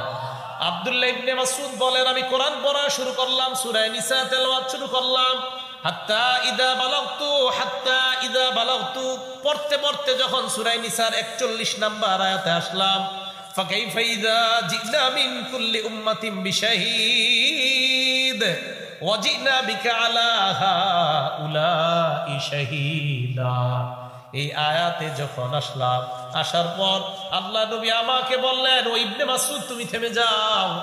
আব্দুল্লাহ ইবনে মাসউদ বলেন, আমি থেমে গেলাম। ওই আয়াতে আসছে সেদিন কি অবস্থা হবে, যেদিন উম্মতের বিরুদ্ধে আমি সাক্ষীদার করাবো, সেদিন কি অবস্থা হবে। আল্লাহর নবী এই আয়াত যখন শুনলেন, আব্দুল্লাহ ইবনে মাসউদকে বললেন, তুমি থামো। আব্দুল্লাহ ইবনে মাসউদ বলেন, আমি থামলাম। থামার পর মাথা উঠায় নবীর দিকে তাকাইলাম, তাকায় দেখি আল্লাহর চোখ আল্লাহ নবীর চোখ মুবারক থেকে পানি ঝরে পড়তেছে, কাঁদতেছে উম্মতের জন্য। আহারে কি হবে উম্মতের। তাহলে অন্যের কাছ থেকে মাঝে মাঝে কোরআন শুনলে আপনার চোখ দিয়ে পানি পড়বে, যদি অর্থ বুঝেন। 4 নাম্বার, মাঝে মাঝে অন্যকে কোরআন শোনানো। 3 নাম্বারটা অন্যের থেকে শোনা, 4 নাম্বার অন্যকে শোনানো। সহিহ বুখারী হাদিস নাম্বার 4964 নাম্বার হাদিস। এই হাদিসের মধ্যে আসছে রাসূল আকরাম সাল্লাল্লাহু আলাইহি সাল্লাম উবাই ইবনে কাব রাদিয়াল্লাহু তাআলা আনহুকে বলেন, উবাই ইন্নাল্লাহা আমারানি আন আকরা আলাইকা। উবাই, আল্লাহ আমারে আদেশ করছে আমি যেন তোমারে কোরআন পড়ে শোনাই। সুবহানাল্লাহ। নবীজির সাহাবা হযরত উবাই বলেন, আল্লাহু সাম্মানি ইয়া রাসূলুল্লাহ, হুজুর আল্লাহ কি আমার নামটা নিয়ে বলছে? হুজুর আল্লাহ কি আমার নাম নিয়ে বলছে? নবীজি বললেন, আল্লাহু সাম্মানি লিহা উবাই, আল্লাহ তোমার নাম এই উবাই এই নামটা নিয়েই বলছে আমি যেন তোমারে কোরআন শোনাই। হযরত উবাই কান্না করা শুরু করছে যে আল্লাহ ওনার নাম নিয়েছে। তো 4 নাম্বার, মাঝে মাঝে অন্যকে কোরআন শোনানো। বলেন, মাঝে মাঝে অন্যকে কোরআন শোনানো। তো এই আমলগুলা করা, যে অন্যকে কোরআন শোনানো। 3 নাম্বার, অন্যের কাছ থেকে কোরআন শোনা। 4 নাম্বার, মাঝে মাঝে অন্যকে কোরআন শোনানো। এই কাজটা আমরা করব, যে অন্যকে কোরআন শোনানো। 5 নাম্বার, এই কোরআনকে কখনো পরিত্যাগ না করা। মাঝে মাঝে দেখবেন মনে হবে, থুর, এই হেফজখানা মাদ্রাসার হুজুর এই কাজটা ঠিক করে নাই। দেখেন, একজন হুজুর ভুল করলে আপনি কেন পুরো জাতির উপরে কষ্ট হবে আপনার? ভুল করছে একজন, এখন পুরো জাতির উপরে কষ্ট নিয়েন না। তো এই কোরআনকে যেন এটার কারণে হত্তুর আমার ছেলের হাফেজ বানাবো না, এমন অনীহা ভাব যেন কখনো না আসে। আল্লাহ পাক রব্বুল আলামিন বলেন, ওয়াকালা রাসূলু ইয়া রাব্বি ইন্না কওমি ইত্তাখাযু হাযাল কুরআনা মাহজুরা। আল্লাহ পাক রব্বুল আলামিন কিয়ামতের ময়দানে আল্লাহর কাছে বলবে, আল্লাহ, রাসূল বলবে, ইয়া রাব্বি, হে আমার রব, ইন্না কওমি ইত্তাখাযু হাযাল কুরআনা মাহজুরা, আমার সম্প্রদায় এই কোরআন পরিত্যাগ করেছে। আল্লাহ, কোরআন পরিত্যাগ করা যাবে না। সূরা ফুরকানের 30 নাম্বার আয়াতে আল্লাহ বলেন যে রাসূল মামলা করবে আল্লাহর কাছে যে আমার সম্প্রদায় কোরআন পরিত্যাগ করছে। তাহলে কোরআন এটা পরিত্যাগ করা যাবে না, কোরআন পরিত্যাগ করা যাবে না। তাহলে কোরআন অন্যের কাছ থেকে শোনা, অন্যকে শোনানো, কোরআন কখনোই পরিত্যাগ করা যাবে না। এই আমলগুলো আমরা খুব বেশি বেশি করব। আরও যদি আপনাদের কাছে হাদিসের কিতাব থাকে, সহিহ বুখারীর 4999 নাম্বার হাদিসটাও দেখে নেবেন। সহিহ বুখারীর 5055 নাম্বার হাদিসটা দেখে নেবেন। সহিহ বুখারীর 5033 নাম্বার হাদিসটা দেখে নেবেন। এই হাদিসগুলা দেখলে দেখবেন যে কোরআনের ব্যাপারে রাসূল আকরাম সাল্লাল্লাহু আলাইহি ওয়াসাল্লাম কতটা গুরুত্ব আরোপ করেছেন। আল্লাহ পাক রব্বুল আলামিন আমাদের সকলকে কোরআনের আজমত, কোরআনের মহব্বত সকলে যেন অন্তরে লালন করতে পারি, ধারণ করতে পারি। কোরআনের মহব্বত নিয়ে যেন দুনিয়া থেকে আমরা যাইতে পারি। আল্লাহ তৌফিক দান করেন। আমিন। ওয়া আখিরু দাওয়ানা আনিল হামদুলিল্লাহি রাব্বিল আলামিন। খেজুরের স্বাদ আছে কিন্তু খেজুরের গ্রান নাই। লারি হালাহা ওয়া তা'মুহা তাইয়িবুন, কয় খেজুরের গ্রান নাই তবে স্বাদ আছে। যে ঈমানদার কোরআন পড়ে না, ঈমানের কারণে স্বাদ আছে তবে গ্রান নাই। আর যে ঈমানদার কোরআন পড়ে তার গ্রানও আছে কোরআনের কারণে, আর ঈমানের কারণে তার স্বাদও আছে। 3 নাম্বার, ওয়া মাসালুল মুনাফিকিল্লাযী ইয়াকরাউল কুরআন, যে মুনাফিক কোরআন পড়ে তার দৃষ্টান্ত মাসালুর রাইহানা, গোলাপ ফুলের মতো। গোলাপ ফুলের গ্রান আছে, কোরআন পড়ার কারণে মুনাফিকেরও গ্রান আছে, তবে তার স্বাদ তিতা, ঈমান না থাকার কারণে ভিতরে কিছু নাই। 4 নাম্বার, মাসালুল মুনাফিকিল্লাযী লা ইয়াকরাউল কুরআন, যে মুনাফিক কোরআন পড়ে না তার দৃষ্টান্ত কামাসালিল হানজালা, মাকাল ফলের মতো। মাকাল ফলের স্বাদও নাই, গ্রানও নাই। লা রিহালাহা ওয়া তা'মুহা মুররুন, মাকাল ফলের স্বাদও নাই, গ্রানও নাই। অনেক মুমিন আছে 7 দিনে 1 বছরেও নামাজ পড়ে না, এরা নামাজ পড়তে হবে এটা বিশ্বাসই করে না, কিন্তু দাবি করে ইমানদার। এই জাতীয় মানুষ যারা কোরআনও পড়ে না, আবার দাবি করি ইমানদার, কিন্তু বললে বলে নামাজ পড়তে হবে, এটা কোন জায়গায় লেখা আছে? এই তার ইমান নাই। কিন্তু এর দৃষ্টান্ত হলো এ কোরআনও পড়ে না আর ভিতরে ইমানও নাই। এটার দৃষ্টান্ত মাকাল ফলের মতো, যার কোনো স্বাদও নাই, যার কোনো ঘ্রাণও নাই। এরা হলো সমাজের জন্য সবচাইতে ক্ষতির কারণ। পাইথলের মানুষগুলা ঘুমায় রাত্রে ৩টার দিকে, আপনি পড়াশোনা করছেন। পাইথলের মানুষ যদিও ঘুমায়, তারা যদিও আপনার কোরআন তেলাওয়াত শোনে না, আল্লাহর ফেরেশতারা শোনে। এই উসাইদ ইবনে হুযাইর রাদিয়াল্লাহু তাআলা আনহু বলেন, তিনি রাতের বেলা তার আস্তা বলে কোরআন পড়া শুরু করলেন। আস্তা বলের মধ্যে যখন তিনি কোরআন পড়তে লাগলেন, ইনজালাত ফারসুহু, তার ঘোড়াটা লাফালাফি শুরু করছে। ঘোড়া যখন লাফায়, তার তেলাওয়াত পড়া বন্ধ করে দেয়, ঘোড়ার লাফ বন্ধ হয়ে যায়। ফাকরা সুম্মা জালা, আবার কোরআন পড়ে, আবার ঘোড়া লাফায়, আবার থামে, আবার ঘোড়ার লাফ বন্ধ হয়ে যায়। সুম্মা করা সুম্মা জালাত উখরা, আবার উনি কোরআন পড়ে, আবার ঘোড়া আরো লাফায়। উনি চিন্তা করলেন, আর যদি আমি কোরআন পড়ি, কোরআন পড়লে এই আশঙ্কা আছে আনতাত ইয়াহইয়া, ওনার একটা সন্তান আছে ইয়াহইয়া, পাশে ঘুমায়। টেনশনে পড়ে গেলেন, আমি যদি আর কোরআন পড়ি, ঘোড়া লাফাইতে লাফাইতে আমার সন্তানকে মেরে ফেলতে পারে।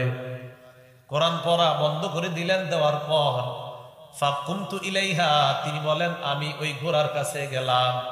যাওয়ার পর উপরের দিকে আমি তাকাইলাম, তাকায় দেখি ফাইজা হুয়া মিসলু যুল্লাতি ফাওকা রাসি, আমার মাথার উপরে এক খণ্ড মেঘের মতো দেখা যায়। ফিহা আমসালুস সুরুজ, ওই মেঘের ভিতর তাকায় দেখলাম সুন্দর সুন্দর বাতি দেখা যায়। হঠাৎ আমি তাকায় দেখলাম আরজাত ফিল জাউবি হাত্তা মা আরাহা, আমি দেখলাম ওই বাতিওয়ালা মেঘখণ্ডটা উপরের দিকে চলে যায়। এক পর্যায়ে যাইতে যাইতে শূন্যে বিলীন হয়ে যায়, আমি আর এই বাতিগুলা দেখি না। ফালাম্মা গাদাউতু আলা রাসূলিল্লাহি সাল্লাল্লাহু আলাইহি ওয়াসাল্লাম, সকালবেলা আমি আল্লাহ নবীর কাছে আসলাম। আসার পর বললাম, ইয়া রাসূলুল্লাহ, গত রাত্রে এমন একটা ঘটনা ঘটছে, আমি আপনাকে শোনাইতে চাই। আল্লাহ নবী কয়, কি শোনাইবা বলো। সাহাবা উসাইদ ইবনে হুযাইর বলেন, বাইনামা আনাল বারিহাতা আকরাউ ফি মিরবাদি, আমি গত রাত্রে আমার আস্তাবলের মধ্যে কোরআন পড়ছিলাম। হঠাৎ আমার ঘোড়াটা লাফালাফি শুরু করে দেয়, আবার আমি কোরআন পড়ি, ঘোড়া আরো লাফায়। নবীজি কয়, ইকরা ইবনে হুযাইর, ও ইবনে হুযাইর আরো যদি পড়তা। কয়, হুজুর আবার পড়লাম, আবার ঘোড়া লাফায়। নবীজি বলেন, আরে তুমি যদি আরো পড়তা। আল্লাহ নবীর কথা শুই না আমি বললাম, হুজুর আরো পড়লাম, ঘোড়া আরো লাফায়। নবীজি তৃতীয়বার বললেন, যদি তুমি আরো পড়তা। আমি বললাম, হুজুর আরো পড়লাম, ঘোড়া আরো লাফায়। আল্লাহ নবী কয়, তারপর কি করলা? কয়, হুজুর আর পড়ি নাই, আমি পড়া বন্ধ করে দিলাম। আমার সন্তানকে যদি ওই ঘোড়া লাফাইতে লাফাইতে মেরে ফেলে, এই ভয়ে খশিতু আন তাতা ইয়াহইয়া, ঘোড়াটা লাফাইতে লাফাইতে আমার সন্তানকে মেরে ফেলতে পারে, এই আশঙ্কায় আমি আমার পড়া বন্ধ করে দিলাম। আল্লাহ নবী বললেন, ও উসাইদ ইবনে হুযাইর, লাউ করাতা, তুমি যদি সকাল পর্যন্ত পড়তা, জানোনি কে ছিল তারা? হুজুরকে? তিলকাল মালাইকাতু তাসতামিউ ইলাইকা, তারা ছিল আল্লাহর একদল ফেরেশতা, তোমার কোরআনের তেলাওয়াত শুনতেছিল। লাউ করাতা, সকাল পর্যন্ত যদি তুমি তেলাওয়াত করতা, লা আসবাহাত হাত্তা ইয়ারাহান নাস মা তাস্তাতিরু ইলাইহিম, সকাল পর্যন্ত যদি তুমি কোরআন তেলাওয়াত করতা, তাহলে ফজরের নামাজে যে মানুষগুলো আসতো, তারা স্বচক্ষে আল্লাহর ফেরেশতা দেখতে পাইতো। তুমি সকাল পর্যন্ত বললে মানুষগুলা যে ফজর পড়তে আসতো, তারা ফেরেশতাদের দেখতে পাইতো। এই জন্য কোরআন পড়বেন। তাহলে রাতের বেলা 3টা 4টা কোরআন পড়লে কি লাভ আছে না লস? সবাই কয় না, লাভ না লস?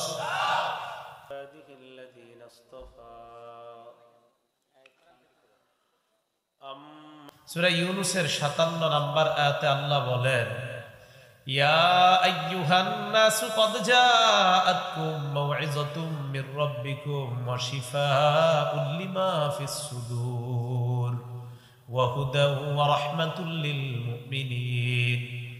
আল্লাহ বলেন, তোমাদের কাছে এমন এক ওয়াজ এসেছে, এমন এক উপদেশ বাণী তোমাদের কাছে এসেছে, মাউইযাতুম মির রাব্বিকুম, তোমাদের রবের পক্ষ থেকে উপদেশ বাণী তথা কোরআন। ওয়া শিফাউল লিমা ফিস সুদূর, তোমাদের অন্তরে যত রোগ আছে এই রোগ দূর করার এক নাম্বার উপায় হলো আল কোরআন। হিংসা, বিদ্বেষ, অহংকার যাদের অন্তরে, কোরআন বেশি বড়, তোমাদের অন্তরের এই রোগ বিমারি আল্লাহ দূর করে দিবেন। কোরআন আরোগ্য, কোরআন শিফা, ওয়া হুদা, কোরআন হেদায়েত। যারা কোরআনের কাছ থেকে হেদায়েত চায় আল্লাহ তাদেরকে হেদায়েত দান করে দেয়। ওয়া রাহমাতুল লিল মুমিনিন, ঘরে ঘরে যদি কেউ রহমত চায়, দৈনিক যদি কোরআন তেলাওয়াত করে, ওই ঘরটাকে আল্লাহ রহমতময় বানায় দেয়। কোরআন হেদায়েত, কোরআন আরোগ্য, কোরআন রহমত। মন দিয়ে শুনলেন শেষ পর্যন্ত কথাগুলা।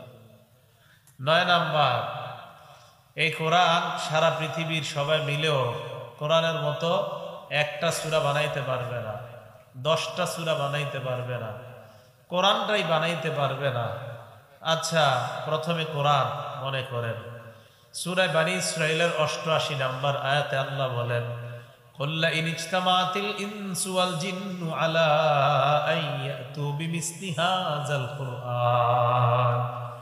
নবী আপনি বলেন, সারা পৃথিবীর জিন ইনসান সবাই যদি একত্রিত হয়ে যায় কোরআনের মতো বানানোর জন্য, লা ইয়াতুনা বিমিসলিহি, কোরআনের মতো সারা পৃথিবীর সবাই মিলেও বানাইতে পারবে না।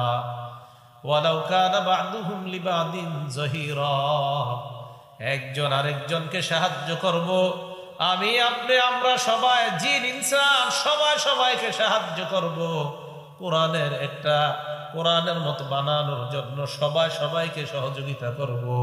আল্লাহ বলে সারা দুনিয়া মিলেও কোরআনের মতো বানাইতে পারবা না। তাহলে কোরআন বানাইতে পারবেন। আচ্ছা ঠিক আছে, 10টা সূরা বানাও।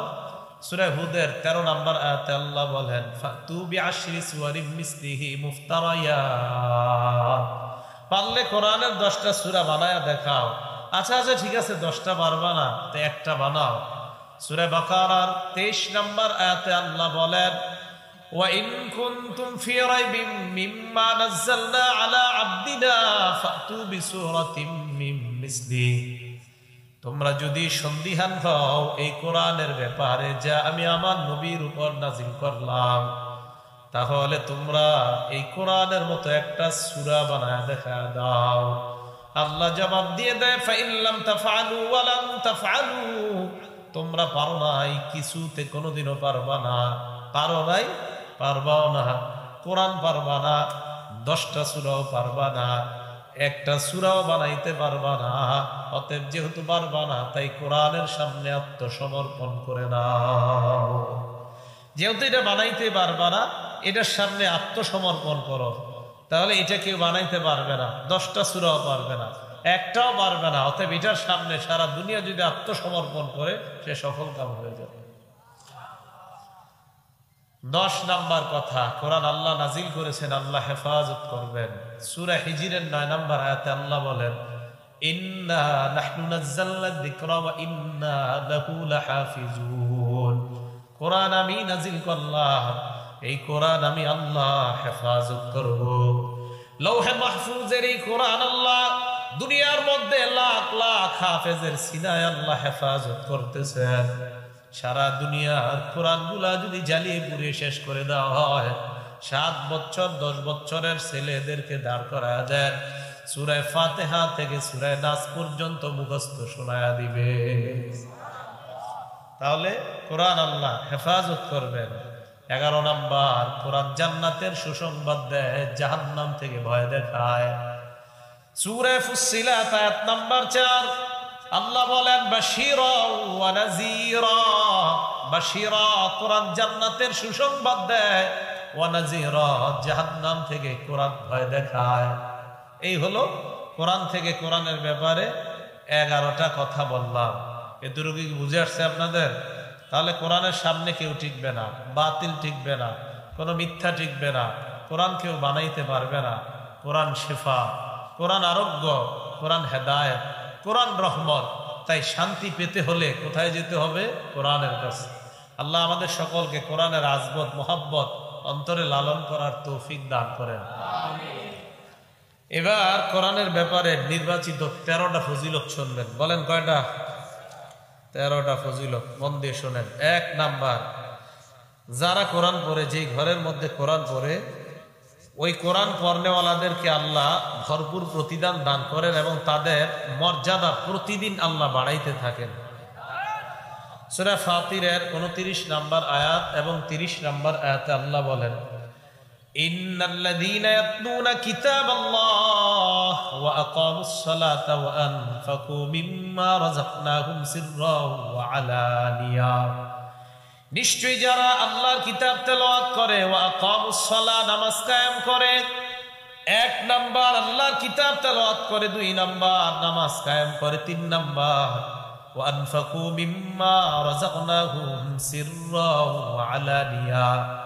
আমি তাদেরকে যে রিজিক দান করলাম, এই রিজিক থেকে গোপনে প্রকাশ্যে যারা দান করে, ইয়ারজুনা তিজারাতাল লান তাবুর, এই মানুষগুলা এমন এক ব্যবসার আশা করে যে ব্যবসার লাভ কখনো ধ্বংস হয় না। কোরআন এমন এক ব্যবসা, যে ব্যবসার লাভ আল্লাহর কাছে কখনো শেষ হয় না, শুধু লাভ আর লাভ। নামাজ এমন এক ব্যবসা, এটা আল্লাহর কাছে লাভই আর লাভ, এটার কখনো লস নাই। দান সদকা এমন এক ব্যবসা, ইয়ারজুনা তিজারাতাল লান তাবুর, যে ব্যবসার লাভ কখনো ধ্বংস হয় না। আল্লাহ বলেন, যদি এই কাজগুলা করো, লিওয়াফিয়াহুম উজুরাহুম ওয়া ইয়াজিদাহুম মিন ফাদলি, যাতে তাদেরকে তাদের প্রতিদান আল্লাহ পরিপূর্ণ দিয়ে দেয় এবং তাদের মর্যাদা বহুগুণে আল্লাহ বৃদ্ধি করে দেয়। কোরআন পড়েন নিয়মিত, আপনার মর্যাদা আল্লাহ বাড়াই দিবে, সত্যি কথা। তাহলে 1 নাম্বার, কোরআন পড়লে প্রতিদান দিবেন আল্লাহ, প্রতিদিন মর্যাদা বাড়বে। 2 নাম্বার, কোরআনের সাথে যে লাগবে তার সম্মান বেড়ে যাবে। বস্তির কেউ যদি কোরআনের সাথে লেগে যায়, তার সম্মান বেড়ে যাবে। কোরআনের সাথে মহব্বত যদি কোনো বাড়িওয়ালার হয়ে যায়, তার সম্মান আরো বেড়ে যাবে। তাহলে বস্তির কেউ যদি কোরআনের সাথে মহব্বত হয়ে যায়, তারও সম্মান বেড়ে যায়। কোনো বড়লোক যদি কোরআনের সাথে মহব্বত হয়, তারও সম্মান বেড়ে যায়। মন দিয়ে একটা ঘটনা শোনেন হাদিস থেকে, ইবনে মাজাহ 218 নম্বর হাদিস। এই হাদিসের মধ্যে আসছে, নাফে ইবনু আব্দুল হারিস এক ব্যক্তির নাম, তাবিঈ নাফে ইবনু আব্দুল হারিস। আন্না নাফি ইবনু আব্দুল হারিসি লাকিয়া উমর ইবনুল খাত্তাব রাদিয়াল্লাহু তাআলা আন বিউসফান। একটা এলাকার নাম উসফান। কি নাম বলেন তো? এই উসফান নামক এলাকায় এই নাফে রহমতুল্লাহর দেখা হয়েছে হযরত উমর ইবনুল খাত্তাব রাদিয়াল্লাহু তাআলা আনহুর সাথে। হযরত উমর তখন আমিরুল মুমিনিন। তো উনি মক্কার তখন প্রশাসনিক কাজে যাকে দায়িত্ব দিয়েছিলেন, তিনি এই নাফে। ওয়াকানা উমর কদ ইস্তামালাহু আলা মক্কা। যেই নাফের সাথে হযরত উমরের উসফান নামক জায়গায় দেখা, এই নাফেকে হযরত উমর মক্কার প্রশাসনিক দায়িত্বে দিয়েছিলেন, নিয়োজিত করেছিলেন। হযরত উমরের সাথে যখন এই নাফের দেখা হয়, ওমর রাদিয়াল্লাহু তাআলা আন প্রশ্ন করলেন, মান ইস্তাখলাফতা আলা আহলিল ওয়াদি, তোমার অধীনস্থ যে গ্রামগুলো আছে, এই গ্রামের মধ্যে প্রশাসনিক কাজে কাকে তুমি দায়িত্ব দিয়েছো? মন্ত্রী থাকে, তার অধীনে কমিশনার, দেশ গ্রামে চেয়ারম্যান, তার অধীনে মেম্বার, এরকম থাকে না? তো হযরত ওমর রাদিয়াল্লাহু তাআলা আনহুর অধীনে হলো মক্কার প্রশাসনিক কাজে যিনি, তিনি, তার অধীনে আবার কিছু গ্রাম আছে। এই গ্রামগুলাতে গ্রাম্য কিছু প্রশাসনিক ও প্রশাসক উনি নিযুক্ত দেয়। কে এটা? মক্কার প্রশাসক। তো মক্কার প্রশাসক নাফেকে প্রশ্ন করলেন, তুমি তোমার আশেপাশের এলাকাগুলার প্রশাসনিক কাজে কারে নিয়োগ দিছো? হযরত নাফে জবাব দিলেন, ইবনে আবজা, আমিরুল মুমিনিন ইবনে আবজা নামে এক ব্যক্তিকে প্রশাসনিক কাজের দায়িত্বে নিয়োজিত করেছি। ওমর ইবনুল খাত্তাব পাল্টা প্রশ্ন করলেন, মান ইবনু আবজা, ইবনে আবজাটা আবার কে? নাফে রহমতুল্লাহ জবাব দিলেন, রাজুলুম মিন মাওয়ালিনা, তিনি হলেন আমাদের একজন আযাদকৃত গোলাম। ওই জামানায় গোলাম যারা, তাদের তেমন একটা দাম নাই। হযরত ওমর ফারুক বললেন, ইস্তাখলাফতা আলা আহলিল ওয়াদি রাজুলাম মিন মাওয়ালিকুম, তোমাদের মধ্যে একজন গোলামকে তোমরা প্রশাসক বানায় দিলা, ব্যাপারটা কেমন হয়ে গেল? হযরত ওমরের এই কথা শুইনা নাফে জবাব দিলেন, আমিরুল মুমিনিন, তার মাঝে এমন 3টা গুণ আছে, এই 3 গুণের কারণে আমি তাকে এই গ্রাম্য প্রশাসনিক কাজে তাকে নিয়োজিত করে দিলাম। 1 নাম্বার, ইন্নাহু লাকারিউন লিকিতাবিল্লাহ, আমাদের মধ্যে যে মাওলা আমাদের মধ্যে আযাদকৃত গোলাম, লাকারিউন লিকিতাবিল্লাহ, এই ব্যক্তি আল্লাহর কোরআনের বড় অভিজ্ঞ একজন ব্যক্তি। সুবহানাল্লাহ। তাহলে যদিও একজন গোলাম, কিন্তু তার পারদর্শিতা কোরআনের মধ্যে আছে। 2 নাম্বার, আলিমুন বিল ফারাইজ, ইলমুল ফারাইজের ব্যাপারে তার অগাধ জ্ঞান আছে, আমিরুল মুমিনিন। 3 নাম্বার, কাযিন, তিনি বিচার করতে পারে বড় চমৎকার। এই 3টা গুণের কারণে আমি তাকে প্রশাসনিক কাজে নিয়োগ দিলাম।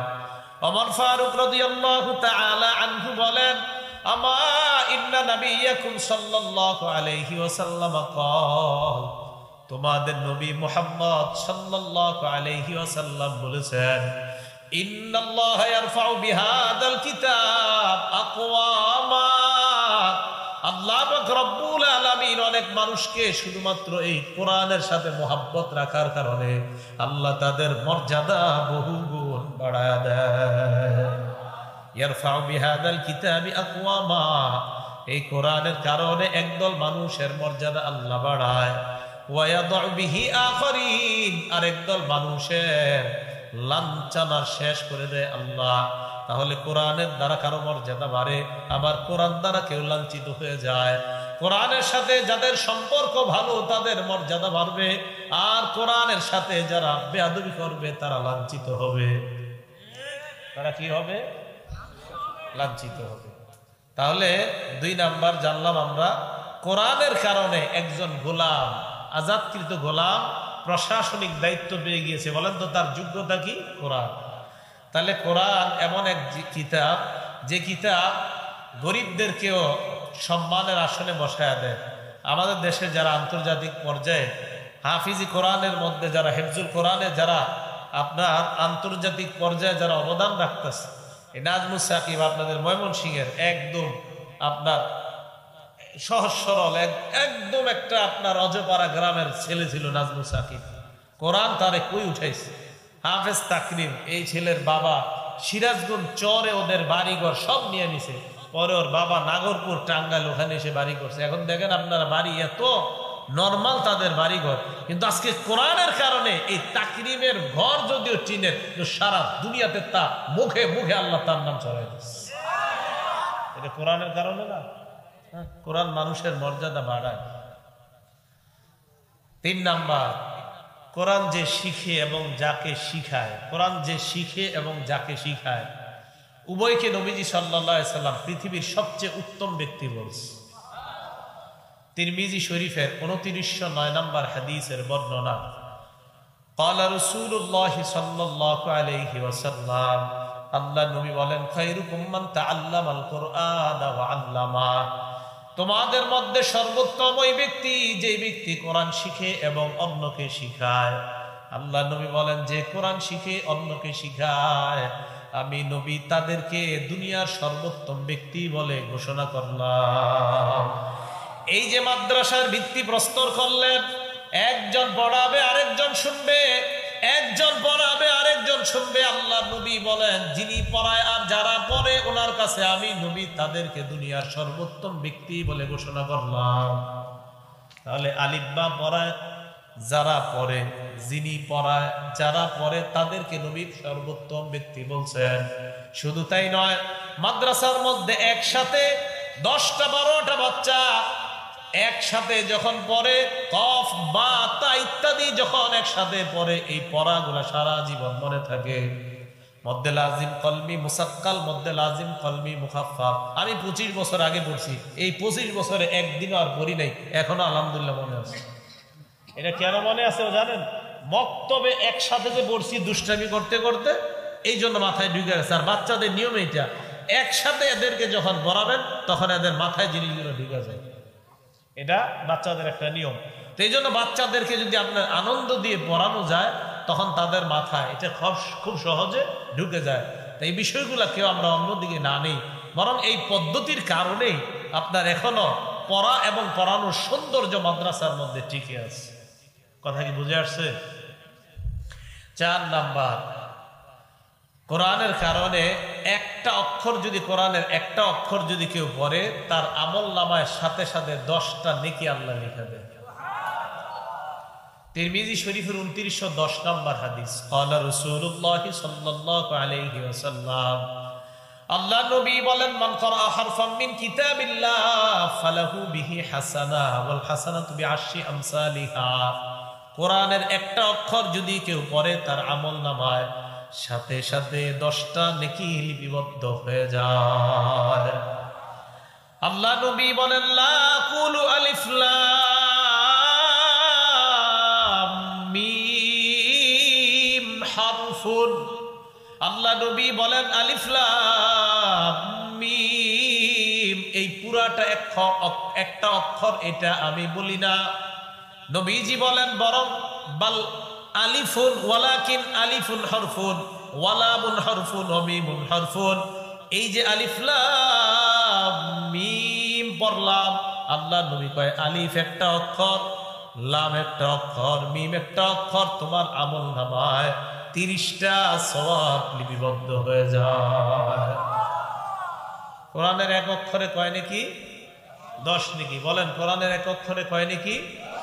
ঘরে ঘরে কোরআন তেলাওয়াত খুব বেশি পরিমাণে করার তৌফিক দান করেন। 5 নাম্বার, যে ব্যক্তি কোরআন পড়ে তার দৃষ্টান্ত কমলা লেবুর মতো। বলেন, কার মতো? সহিহ বুখারী হাদিস নাম্বার 5427 নম্বর হাদিস, ক্বালা রাসূলুল্লাহ সাল্লাল্লাহু আলাইহি ওয়াসাল্লাম, আল্লাহ নবী বলেন, মাসালুল মুমিনিল্লাযী ইয়াকরাউল কুরআন মাসালুল উতরুজ্জা। যেই মুমিন কোরআন পড়ে তার দৃষ্টান্ত হলো উত্তরুজ্জা ফলের মতো। উত্তরুজ্জা ফলটা অনেকটা কমলা লেবুর মতো, মালটার মতো, তবে মালটা না, এটা সৌদি আরব পাওয়া যায়। উত্তরুজ্জা অনেকটা মালটার মতো, তবে মালটা না, দেখতে অনেকটা এমন যা সৌদি পাওয়া যায়। রিহুহা তাইয়িবুন ওয়া তা'মুহা তাইয়িবুন, এটার স্বাদ বড় চমৎকার, এটার ঘ্রাণও বড় চমৎকার। আল্লাহ নবী বলেন, কোন ইমানদার যখন কোরআন পড়ে ইমানের কারণে আর কোরআনের কারণে, ওই ইমানদার স্বাদওয়ালা এবং ঘ্রাণওয়ালা ইমানদার হয়ে যায়। বলেন, কোন ইমানদার কোরআন পড়লে তার ঘ্রাণ কোরআনের কারণে আর ইমানের কারণে তার স্বাদ আল্লাহর কাছে হয়ে যায়। আল্লাহ আমাদেরকে কোরআনওয়ালা ইমানদার হওয়ার তৌফিক দান করেন।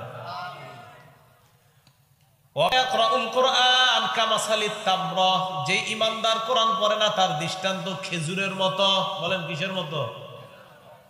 খেজুরের স্বাদ আছে কিন্তু খেজুরের ঘ্রাণ নাই। লা রিহা লাহা ওয়া তা'মুহা তাইয়িবুন, খেজুরের ঘ্রাণ নাই তবে স্বাদ আছে। যে ইমানদার কোরআন পড়ে না ঈমানের কারণে স্বাদ আছে তবে ঘ্রাণ নাই, আর যে ইমানদার কোরআন পড়ে তার ঘ্রাণও আছে কোরআনের কারণে আর ঈমানের কারণে তার স্বাদও আছে। 3 নাম্বার, ওয়া মাসালুল মুনাফিকিল্লাযী ইয়াকরাউল কুরআন, যে মুনাফিক কোরআন পড়ে তার দৃষ্টান্ত মাসালুর রাইহানা, গোলাপ ফুলের মতো। কিসের মতো? ঘ্রাণ আছে গোলাপ ফুলের। রিহুহা তাইয়িবুন ওয়া তা'মুহা মুররুন, গোলাপ ফুলের ঘ্রাণ আছে তবে তার স্বাদ তিতা। গোলাপ ফুলের ঘ্রাণ আছে, কোরআন পড়ার কারণে মুনাফিকেরও ঘ্রাণ আছে তবে তার স্বাদ তিতা, ঈমান না থাকার কারণে ভিতরে কিছু নাই। 4 নাম্বার, মাসালুল মুনাফিকিল্লাযী লা ইয়াকরাউল কুরআন, যে মুনাফিক কোরআন পড়ে না তার দৃষ্টান্ত কামাসালিল হানজালা, মাকাল ফলের মতো। মাকাল ফলের স্বাদও নাই, ঘ্রাণও নাই। লা রিহা লাহা ওয়া তা'মুহা মুররুন, মাকাল ফলের স্বাদও নাই, ঘ্রাণও নাই। অনেক মুমিন আছে 7 দিনে 1 বছরেও নামাজ পড়ে না, এরা নামাজ পড়তে হবে এটা বিশ্বাসই করে না, কিন্তু দাবি করে ইমানদার। এই জাতীয় মানুষ যারা কোরআনও পড়ে না আবার দাবি করে ইমানদার, কিন্তু বললে বলে নামাজ পড়তে হবে, এটা কোন জায়গায় লেখা আছে? এই তার ইমান নাই। কিন্তু এর দৃষ্টান্ত হলো এ কোরআনও পড়ে না আর ভিতরে ইমানও নাই। এটার দৃষ্টান্ত মাকাল ফলের মতো, যার কোনো স্বাদও নাই, যার কোনো ঘ্রাণও নাই। এরা হলো সমাজের জন্য সবচাইতে ক্ষতির কারণ। এগুলো 5 নাম্বার কথা, বুঝলেন? 6 নাম্বার, রাত্রে 2টা-3টার দিকে উঠে পড়াশোনা শুরু করছেন আপনি। 3টায় দুনিয়ার মানুষগুলা ঘুমায়, এই এলাকার মানুষ ঘুমায়। পাইথলের মানুষগুলা ঘুমায় রাত্রে 3টার দিকে আপনি পড়াশোনা করছেন। পাইথলের মানুষ যদিও ঘুমায়, তারা যদিও আপনার কোরআন তেলাওয়াত শুনে না, আল্লাহর ফেরেশতারা শুনে। সুবহানাল্লাহ, একটু জোরে করুন। আমি জানি আপনার আজকে মনে মনে কিছু শুনতেছেন যে আন্দাজি আপনি কমলার মতো কথা আপনি কি করেন, বুখারীর দলিল দিয়ে তো কইলাম।